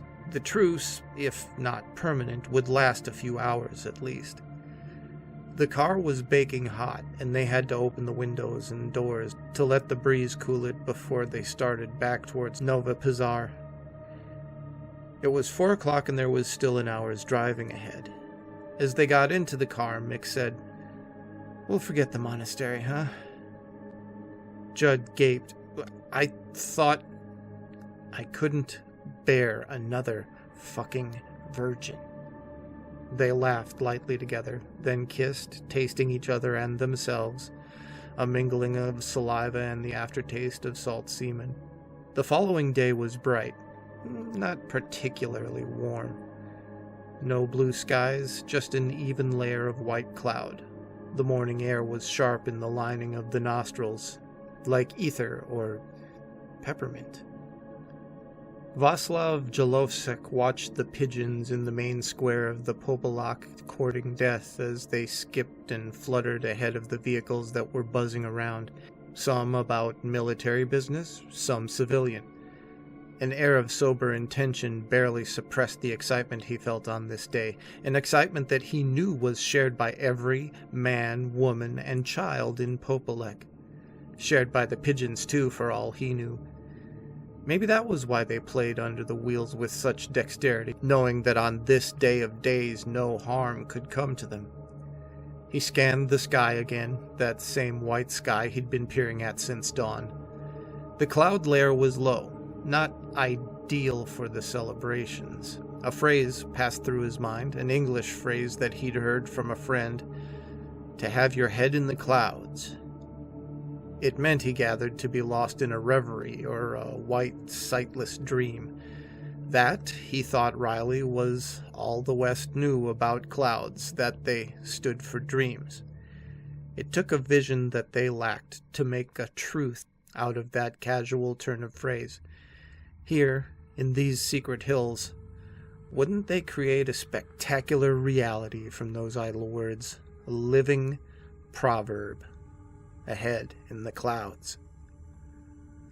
Already, the first contingent was assembling in the square. There were only 1 or 2 absentees owing to illness, but the auxiliaries were ready and waiting to take their places. Such eagerness, such wide smiles when an auxiliary heard his or her name and number called and was taken out of line to join the limb that was already taking shape. On every side, miracles of organization, everyone with a job to do and a place to go. There was no shouting or pushing. Indeed, voices were scarcely raised above an eager whisper. He watched in admiration as the work of positioning and buckling and roping went on. It was going to be a long and arduous day. Václav had been in the square since an hour before dawn, drinking coffee from imported plastic cups, discussing the half-hourly meteorological reports coming from Pristina and Mitrovica, and watching the starless sky as the gray light of morn crept across it. Now he was drinking his 6th coffee that day, and it was barely 7 o'clock. Across the square, Metzinger looked as tired and anxious as Václav felt. They'd watched the dawn seep out of the east together, Metzinger and he. But now they'd separated, forgetting previous companionship, and would not speak until the contest was over. After all, Metzinger was from Podujevo. He had his own city to support in the coming battle. Tomorrow they'd exchange the tales of their adventures, but for today they must behave as if they didn't know each other, not even to exchange a smile. For today, they had to be utterly partisan, only caring for the victory of their own city over the opposition. Now the first leg of Popolak was erected, to the mutual satisfaction of Metzinger and Václav. All the safety checks had been meticulously made, and the leg left the square, its shadow falling hugely across the face of the town hall. Václav sipped the sweet coffee and allowed himself a little grunt of satisfaction. Such days, filled with glory, with the snapping flags and high stomach-turning sights, enough to last a man a lifetime. It was a golden foretaste of heaven. Let America have its simple pleasures, its cartoon mice and candy-coated castles, its cults and technologies. He wanted none of it. The greatest wonder of the world was here, hidden in the hills. Ah, such days. In the main square of Podujevo, the scene was no less animated, no less inspiring. Perhaps there was a muted sense of sadness underlying this year's celebration, but that was understandable. Nita Obrenović, Podujevo's loved and respected organizer, was no longer living. The previous winter had claimed her at her age of 94, leaving the city bereft of her fierce opinions and her fiercer proportions. For 60 years, Nita had worked with the citizens of Podujevo, always planning for the next contest and improving on the designs, her energies spent in making the creation more ambitious and more lifelike than the last. Now, the old organizer was dead and sorely missed. There was no disorganization in the streets without her. The people were far too disciplined for that, but they were already falling behind schedule, and it was almost 7:25. Nita's daughter had taken over in her mother's stead, but she lacked Nita's power to galvanize the people into action. She was, in a word, too gentle for the job in hand. It required a leader who was part prophet and part ringmaster, to coax and bully and inspire the citizens into their places. Maybe after 2 or 3 decades, with a few more contests under her belt, Nita Obrenović's daughter would make the grade, but today Podujevo was behindhand. Safety checks were being overlooked, nervous looks replaced the confidence of earlier years. Nevertheless, 6 minutes before 8, the first limb of Podujevo made its way out of the city to the assembly point to wait for its fellow. By that time, the flanks were already being lashed together in Popolak, and armed contingents were awaiting orders in the town square. Mick woke promptly at 7, though there was no alarm clock in their simply furnished room at the Hotel Beograd. He lay in his bed and listened to Judd's regular breathing from the twin bed across the room. A dull morning light whimpered through the thin curtains, not encouraging an early departure. After a few minutes staring at the cracked paintwork on the ceiling and a while longer at the crudely carved crucifix on the opposite wall, Mick got up and went to the window. It was a dull day, as he had guessed. The sky was overcast and the roofs of Nova Pazar were gray and featureless in the flat morning light. But beyond the roofs, to the east, he could see the hills. There was sun there. He could see the shafts of light catching the blue-green of the forest, inviting a visit to their slopes. Today, maybe they would go south to Kosovska Mitrovica. There was a market there, wasn't there? And a museum? And they could drive down the valley of the Ibar, following the road beside the river where the hills rose wild and shining on either side. The hills. Yes, today he decided they would see the hills. It was 8:15. By 9, the main bodies of Popolak and Podojevo were substantially assembled. In their allotted districts, the limbs of both cities were ready and waiting to join their expectant torsos. Vaslav Jalovsek capped his gloves over his eyes and surveyed the sky. The cloud base had risen in the last hour, no doubt of that, and there were breaks in the clouds to the west, even, on occasion, a few glimpses of the sun. It wouldn't be a perfect day for the contest, perhaps, but certainly adequate. Mick and Judd breakfasted late on Hemendeks, roughly translated as ham and eggs, and several cups of good black coffee. It was brightening up even in Nova Pazar, and their ambitions were set high. Kosovska Mitrovica by lunchtime, and maybe a visit to the hill castle of Zvekan in the afternoon. About 9:30, they motored out of Nova Pazar and took the Srbovec road south to the Ibar Valley. Not a good road, but the bumps and potholes couldn't spoil the new day. The road was empty except for the occasional pedestrian, and in place of the maize and cornfields they'd passed on the previous day, the road was flanked by undulating hills whose sides were thickly and darkly forested. Apart from the few birds, they saw no wildlife. Even their infrequent traveling companions petered out altogether after a few miles, and the occasional farmhouse they drove by appeared locked and shuttered up. Black pigs ran unattended in the yards, with no children to feed them. Washing snapped and billowed on sagging lines with no washerwomen in sight.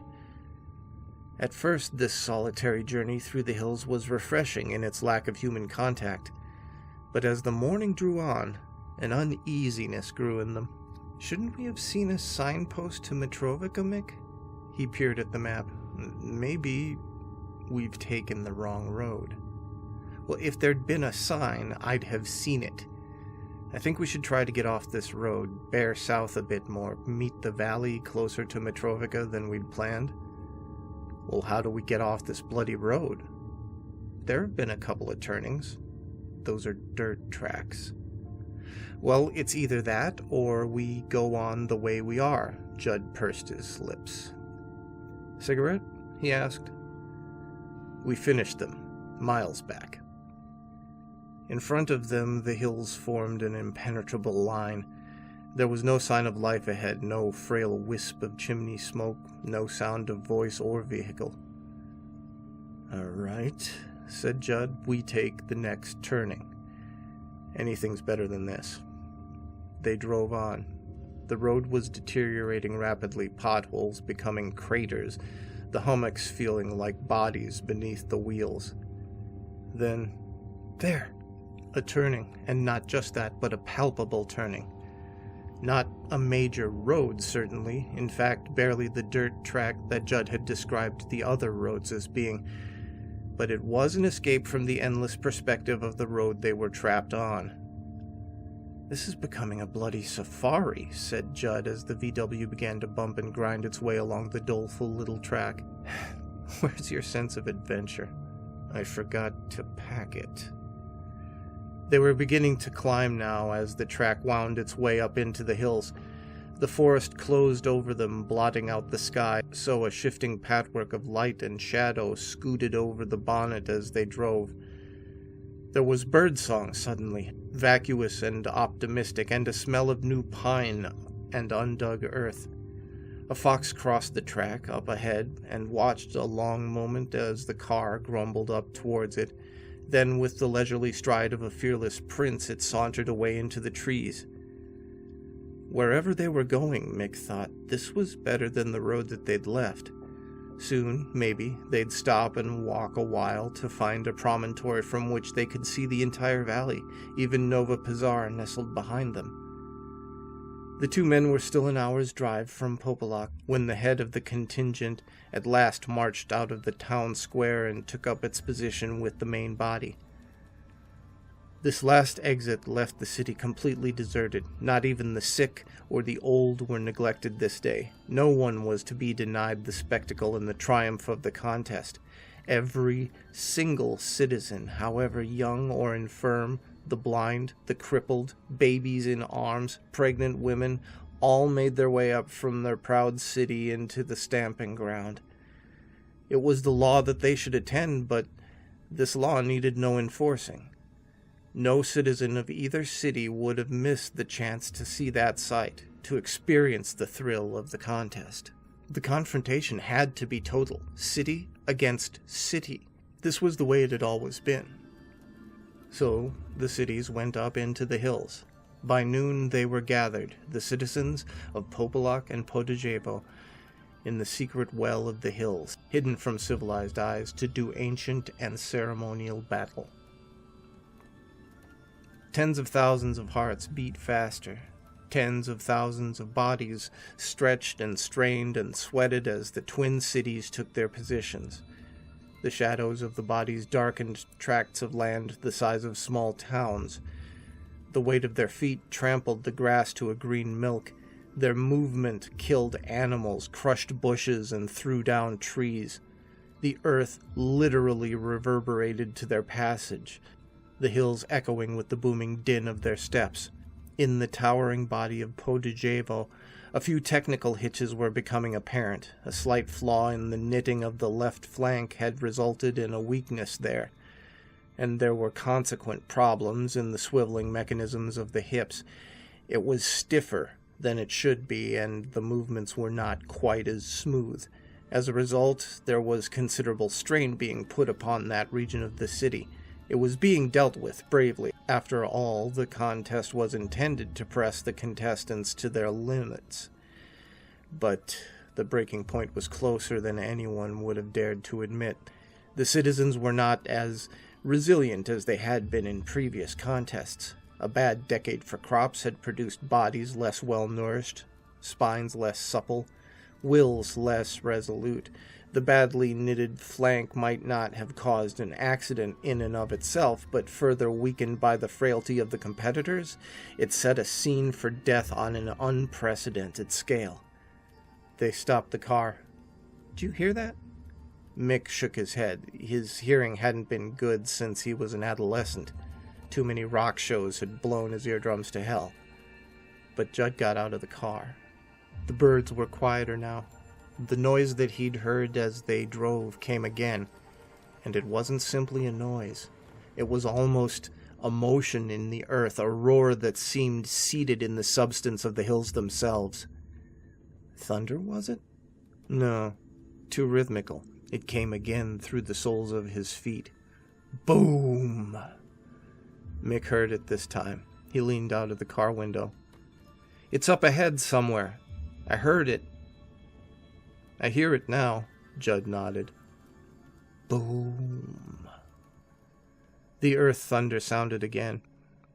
"What the hell is that?" said Mick.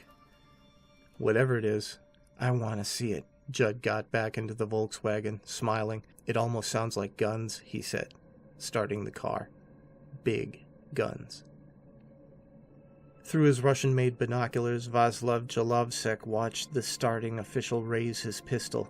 He saw the feather of white smoke rise from the barrel, and a second later heard the sound of the shot across the valley. The contest had begun. He looked up at the twin towers of Popolok and Potajevo. Heads in the clouds? Well, almost. They practically stretched to touch the sky.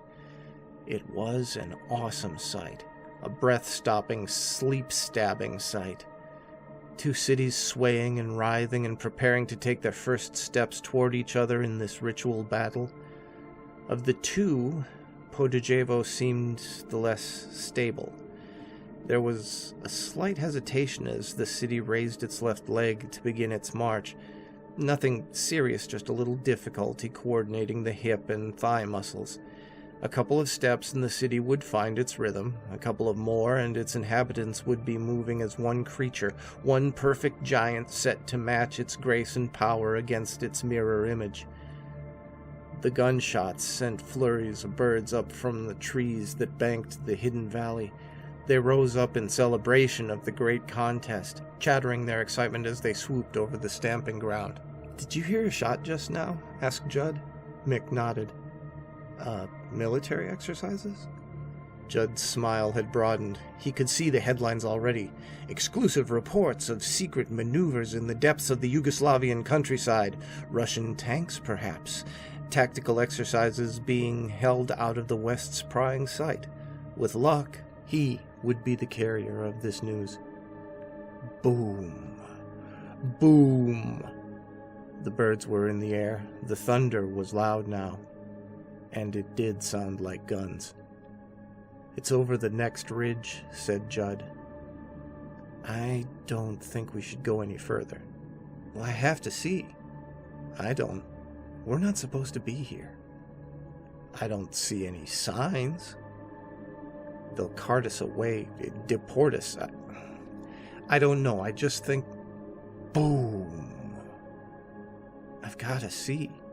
The words were scarcely out of his mouth when the screaming started. Podujevo was screaming, a death cry. Someone buried in the weak flank had died of the strain and had begun a chain of decay in the system. One man loosed his neighbor, and that neighbor loosed his, spreading a cancer of chaos through the body of the city. The coherence of the towering structure deteriorated with terrifying rapidity as the failure of one part of the anatomy put an unendurable pressure on every other. "Did you hear that?" The masterpiece that the good citizens of Podujevo had constructed of their own flesh and blood tottered, and then, a dynamited skyscraper, it began to fall. The broken flank spewed citizens like a slashed artery, spitting blood.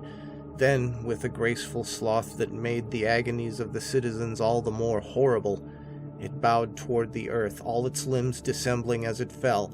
The huge head that had brushed the clouds so recently was flung back on its thick neck. 10,000 mouths spoke a single scream for its vast mouth, a wordless, infinitely pitiable appeal to the sky, a howl of loss, a howl of anticipation, a howl of puzzlement. How, that scream demanded, could the day of days end like this, a welter of falling bodies?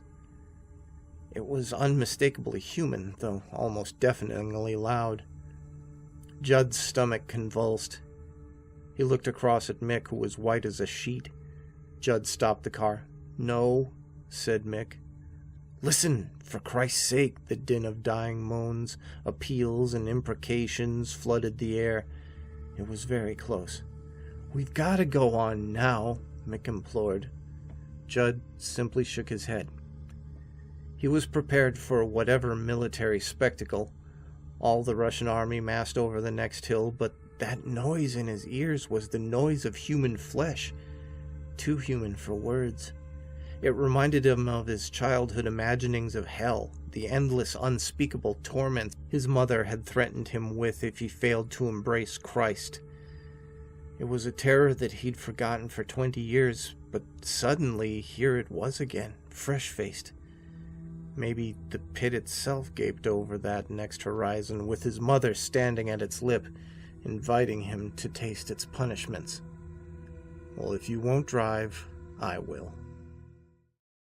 Mick got out of the car and crossed in front of it, glancing at the track as he did so. There was a moment's hesitation, no more than a moment's, when his eyes flickered with disbelief before he turned toward the windscreen, his face even paler than it had been previously, and said, "Jesus Christ!" in a voice that was thick with suppressed nausea. His lover was still sitting behind the wheel, his head in his hands, trying to blot out memories. Judd. Judd looked up, slowly. Mick was staring at him like a wild man, his face shining with a sudden icy sweat. Then Judd looked past him. A few meters ahead, the track had mysteriously darkened as a tide edged towards the car, a thick, deep tide of blood.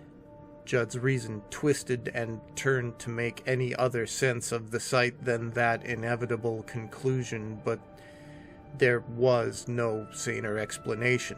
It was blood, in unendurable abundance, blood without end, and now in the breeze there was the flavor of freshly opened carcasses.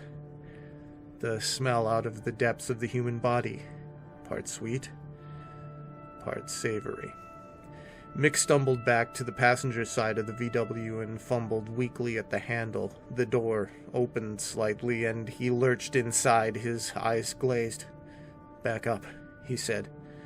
Judd reached for the ignition. The tide of blood was already sloshing against the front wheels. Ahead, the world had been painted red. "For fuck's sake, drive! Drive!" Judd was no longer attempting to start the car. "We have to look," he said, without conviction. "We have to." "We don't have to do anything," said Mick, "but get the hell out of here. This is not our business. Plane crash, there's no smoke. Those are human voices." Mick's instinct was to leave well enough alone. He could read about the tragedy in a newspaper. He could see the pictures tomorrow when they were gray and grainy. Today it was too fresh, too unpredictable. Anything could be at the end of that track, bleeding out. "We must..." Judd started the car while beside him Mick began to moan quietly. The VW began to edge forward, nosing through the river of blood, its wheels spinning in the queasy, foaming tide. "No," said Mick very quietly. "Please, please, no." "We have to," was Judd's reply. We must. Only a few yards away, the surviving city of Popolok was recovering from its first convulsions. It stared with 1,000 eyes at the ruins of its ritual enemy, now spread in a tangle of rope and bodies over the impacted ground, shattered forever. Popolok staggered back from the sight, its vast legs flattening the forest that bounded the stamping ground, its arms flailing the air. But it kept its balance, even as common insanity, woken by the horror at its feet, surged through its sinews and curdled its brain. The order went out. The body thrashed and twisted and turned from the grisly carpet of Podujevo and fled into the hills. As it headed into oblivion, the towering form passed between the car and the sun, throwing its cold shadow over the bloody road. Mick saw nothing through his tears, and Judd, his eyes narrowed against the sight he feared seeing around the next bend, only dimly registered that something had blotted the light for a moment. A cloud, perhaps? A flock of birds? Had he looked up at that moment, just stolen a glance out toward the northeast, he would have seen Popolok's head, the vast, swarming head of a maddened city, disappearing below his line of vision as it marched into the hills. He would have known that this territory was beyond his comprehension, and that there was no healing to be done in this corner of hell, but he didn't see the city, and he and Mick's last turning point had been passed. From now on, like Popolok and its dead twin, they were lost to sanity and to all hope of life. They rounded the bend, and the ruins of Podujevo came into sight. Their domesticated imaginations had never conceived of a sight so unspeakably brutal. Perhaps in the battlefields of Europe as many corpses had been heaped together, but had so many of them been women and children, locked together with corpses of men? There had been piles of dead as high, but ever so many recently abundant with life? There had been cities laid waste even as quickly, but ever an entire city lost to the simple dictate of gravity? It was a sight beyond sickness. In the face of it, the mind slowed to a snail's pace. The forces of reason picked over the evidence with meticulous hands, searching for a flaw in it, a place where it could say, "This is not happening. This is a dream of death, not death itself." But reason could find no weakness in this wall. This was true. It was death indeed. Podujevo had fallen. 38,765 citizens were spread over the ground, or rather flung in ungainly seeping piles over it. Those who had not died of the fall or of suffocation were still dying. There would be no survivors from that city except that bundle of onlookers that had traipsed out of their homes to watch the contest. Those few Podujevans, the crippled, the sick, the ancient few were now staring, like Mick and Judd, at the carnage, trying not to believe. Judd was the first out of the car. The ground beneath his swades was sticky with coagulating gore. He surveyed the carnage. There was no wreckage, no sign of a plane crash, no fire, no smell of fuel, just tens of thousands of fresh bodies, all either naked or dressed in an identical gray serge, men, women, and child alike. Some of them, he could see, wore leather harnesses, tightly buckled around their upper chests, and snaking out from these contraptions were lengths of rope, miles and miles of it. The closer he looked, the more he saw the extraordinary system of knots and lashings that still held the bodies together. For some reason, these people had been tied together side by side. Some were yoked on their neighbors' shoulders, straddling them like boys playing at horseback riding.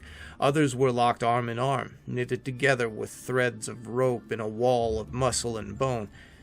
Yet others were trussed in a ball, their heads tucked between their knees. All were in some way connected up with their fellows, tied together as though in some insane collective bondage game. Another shot. Mick looked up. Across the field, a solitary man dressed in a drab overcoat was walking amongst the bodies with a revolver, dispatching the dying. It was a pitifully inadequate act of mercy, but he went on nevertheless, choosing the suffering children first, emptying the revolver, filling it again, emptying it, filling it, emptying it. Mick let go. He yelled at the top of his voice over the moans of the injured, "What is this?"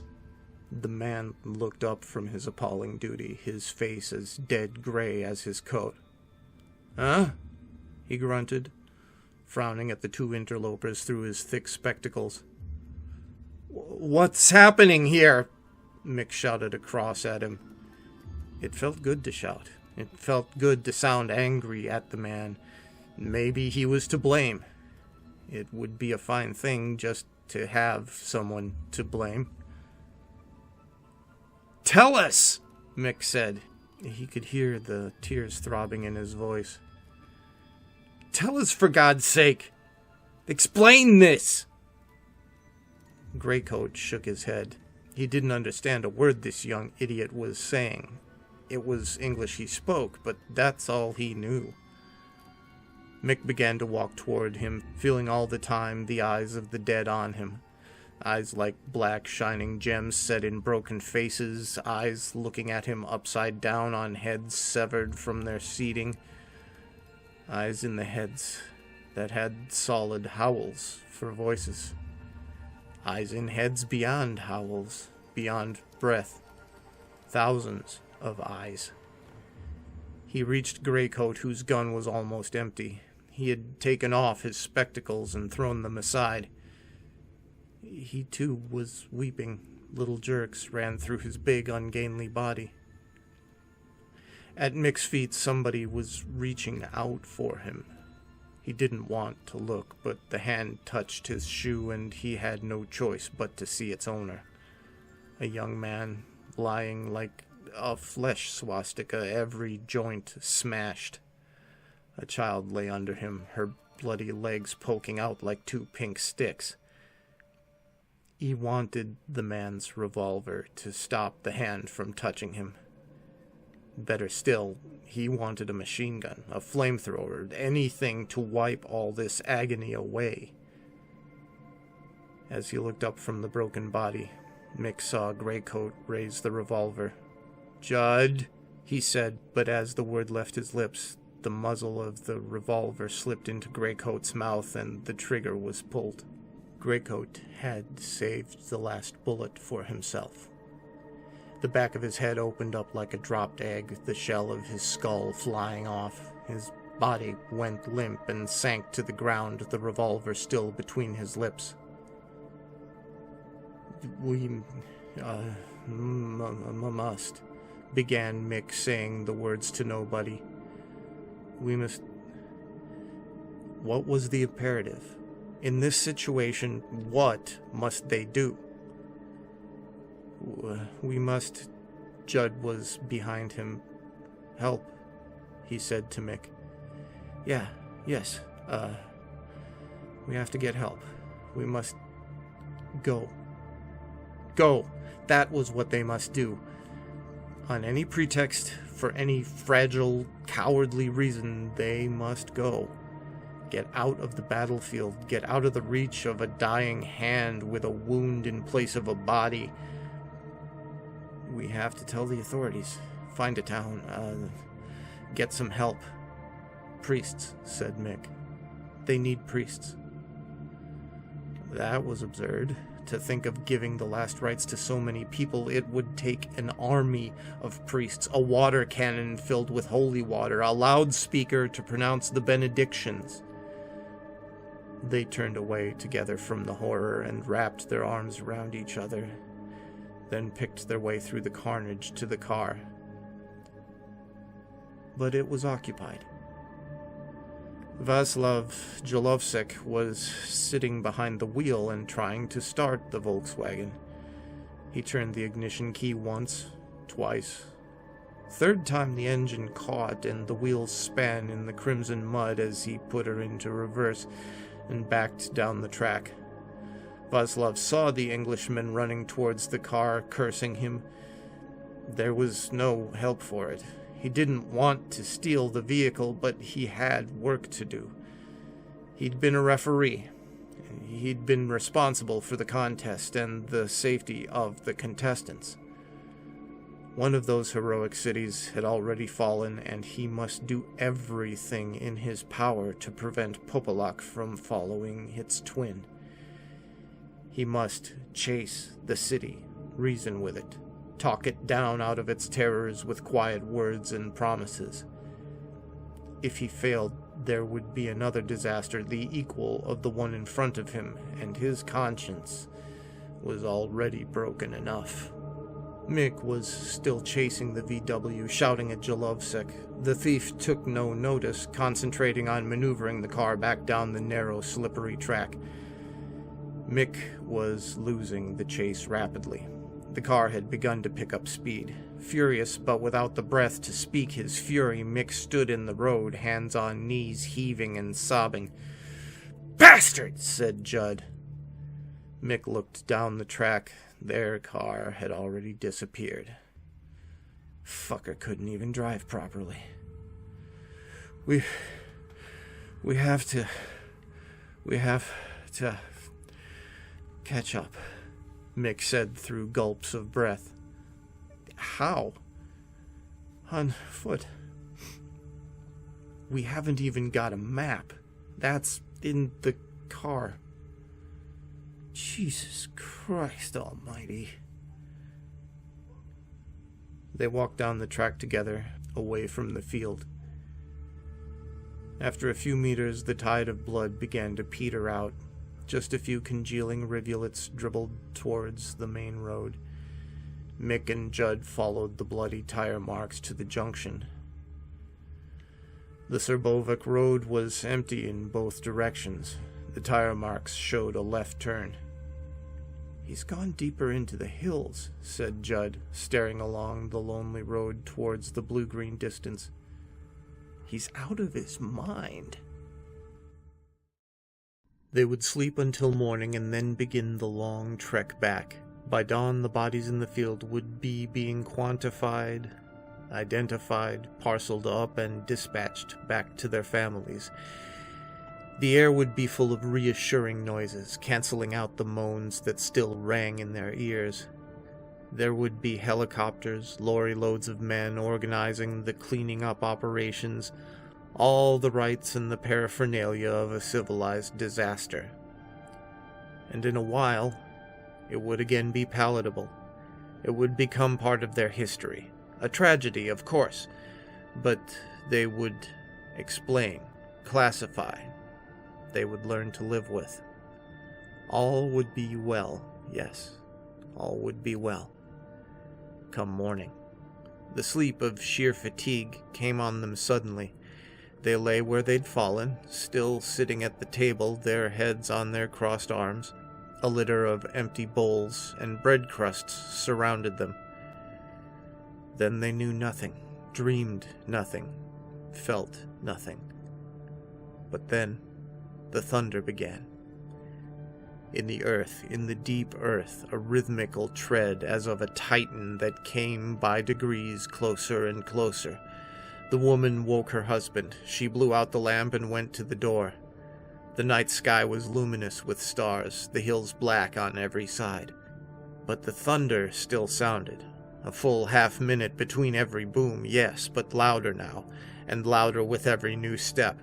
They stood at the door together, husband and wife, and listened to the night hills echo back and forth with the sound. There was no lightning to accompany this thunder. Just the boom, boom, boom.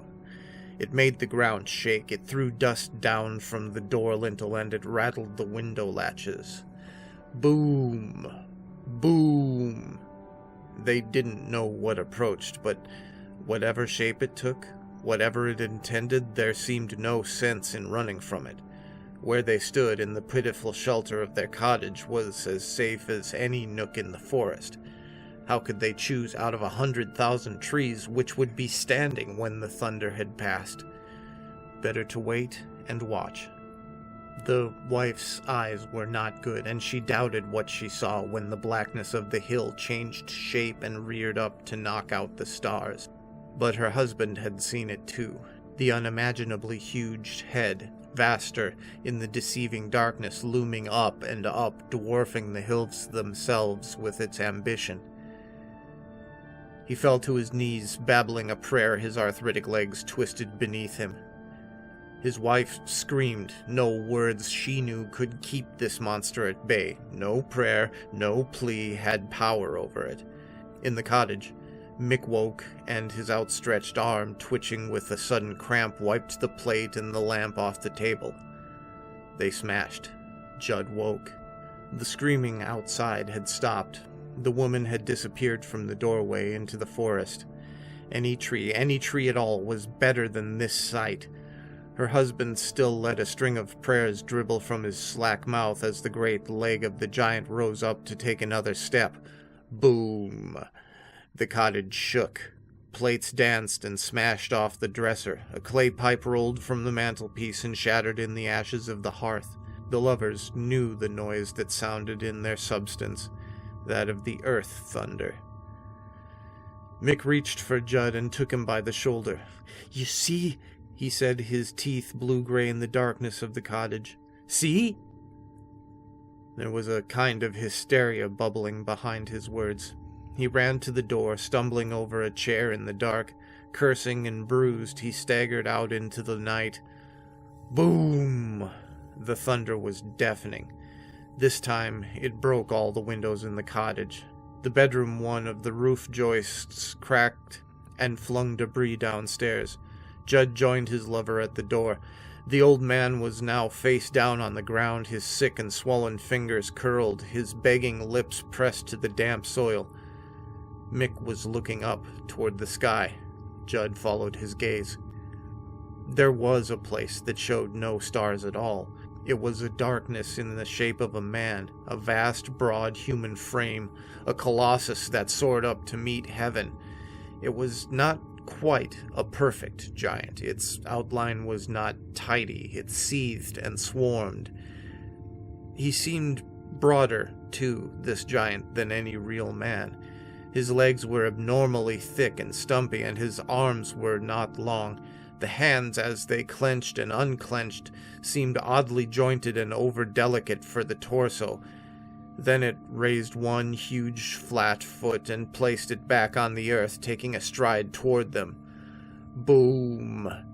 The step brought the roof collapsing in on the cottage. Everything that the car thief had said was true. Popelok was a city and a giant, and it had gone into the hills. Now their eyes were becoming accustomed to the night light. They could see in ever more horrible detail the way this monster was constructed. It was a masterpiece of human engineering. A man made entirely of men, or rather a sexless giant made of men and women and children. All of the citizens of Popelok writhed and strained in the body of this flesh-knitted giant, their muscles stretched to the breaking point, their bones close to snapping. They could see how the architects of Popelok had subtly altered the proportions of the human body, how the thing had been made squatter to lower its center of gravity, how its legs had been made elephantine to bear the weight of the torso, how the head was sunk low onto the wide shoulders so that the problems of a weak neck had been minimized. Despite these malformations, it was still horribly lifelike. The bodies that were bound together to make its surface were naked but for their harnesses, so that its surface glistened in the starlight like one vast human torso. Even the muscles were well copied, though simplified. They could see the way the roped bodies pushed and pulled against each other in solid cords of flesh and bone. They could see the intertwined people that made up the body, the backs, like turtles packed together to offer the sweep of the pectorals, the lashed and knotted acrobats at the joints of the arms and the legs alike rolling and unwinding to articulate the city. But surely the most amazing sight of all was the face. Cheeks of bodies, cavernous eye sockets in which heads stared, 5 bound together for each eyeball, a broad, flat nose and a mouth that opened and closed as the muscles of the jaw bunched and hollowed rhythmically. And from that mouth, lined with teeth of bald children, the voice of the giant, now only a weak copy of its former powers, spoke a single note of idiotic music. Popelok walked, and Popelok sang. Was there ever a sight in Europe the equal of it? They watched Mick and Judd as it took another step towards them. The old man had wet his pants. Blubbering and begging, he dragged himself away from the ruined cottage, into the surrounding trees, dragging his dead legs after him. The Englishmen remained where they stood, watching the spectacle as it approached. Neither dread nor horror touched them now, just an awe that rooted them to the spot. They knew that this was a sight they could never hope to see again. This was their apex. After this there was only common experience. Better to stay then, though every step brought death nearer. Better to stay and see the sight while it was still there to be seen. And if it killed them, this monster, then at least they would have glimpsed a miracle, known this terrible majesty for that brief moment. It seemed a fair exchange. Now, Popelok was within 2 steps of the cottage. They could see the complexities of its structure quite clearly. The faces of the citizens were becoming detailed, white, sweat-wet, and content in their wariness. Some hung dead from the harnesses, their legs swinging back and forth like the hanged. Others, children particularly, had ceased to obey their training and had relaxed their positions, so that the form of the body was degenerating, beginning to seethe with the boils of rebellious cells. Yet still it walked, each step an incalculable effort of coordination and strength. Boom! The step that trod the cottage came sooner than they thought. Mick saw the leg raised, saw the faces of the people in the shin and ankle and foot. They were as big as he was now, all huge men chosen to take the full weight of this great creation. Many of them were dead. The bottom of the foot, he could see, was a jigsaw of crushed and bloody bodies pressed to death under the weight of their fellow citizens. The foot descended with a roar. In a matter of seconds, the cottage was reduced to splinters and dust. Popelok blotted the sky utterly. It was, for a moment, the whole world, heaven and earth. Its presence filled the senses to overflowing. At this proximity, one look would not encompass it. The eye had to range back and forwards over its mass to take it all in, and even then the mind refused to accept the whole truth. A whirling fragment of stone flung off from the cottage as it collapsed struck Judd full in the face. In his head, he heard the killing stroke like a ball hitting a wall, a play-yard death, no pain, no remorse. Out like a light, a tiny, insignificant light, his death cry lost in the pandemonium, his body hidden in the smoke and the darkness. Mick neither heard nor saw Judd die. He was too busy staring at the foot as it settled for a moment in the ruins of the cottage while the other leg mustered the will to move. Then Mick took his chance. Howling like a banshee, he ran toward the leg, longing to embrace the monster. He stumbled in the wreckage and stood again, bloodied, to reach the foot before it was lifted and he was left behind. There was a clamor of agonized breath as the message came to the foot that once again it must move. Mick saw the muscles of the shin bunch and marry as the leg began to lift. He made one last lunge at the limb as it began to leave the ground, snatching a harness or a rope or human hair, flesh itself, anything to catch this passing miracle and to be part of it. Better to go with it wherever it was going, serve its purpose, whatever that might be. Better to die with it than live without it. He caught the foot, found a safe purchase on its ankle. Screaming his sheer ecstasy at his success, he felt the great leg raise and glanced down through the swirling dust to the spot where he had stood, already receding as the limb climbed. The earth was gone from beneath him. He was a hitchhiker with a god. The mere life he had left nothing to him now, or ever. He would live with this thing. Yes, he would live with it, seeing it and eating it with his eyes until he died of sheer gluttony. He screamed and howled and swung from the ropes, drinking up his triumph. Below, far below, he glimpsed Judd's body curled up, pale on the dark ground, irretrievable. Love and life and sanity were gone. Gone like the memory of his name or his sex or his ambition. It all meant nothing. Nothing at all. Boom. Boom. Popelok walked, the noise of its steps receding to the east. Popelok walked, the hum of its voice lost in the night. After a day, birds came. Foxes came, flies, butterflies, and wasps came, and Judd moved. Judd shifted. Judd gave birth. In his belly, maggots warmed themselves. In a vixen's den, the good flesh of his thigh was fought over. After that, it was quick. The bones yellowing, the bones crumbling. Soon, an empty space which he had once filled with breath and opinions. Darkness, light, darkness, light. He interrupted neither with his name.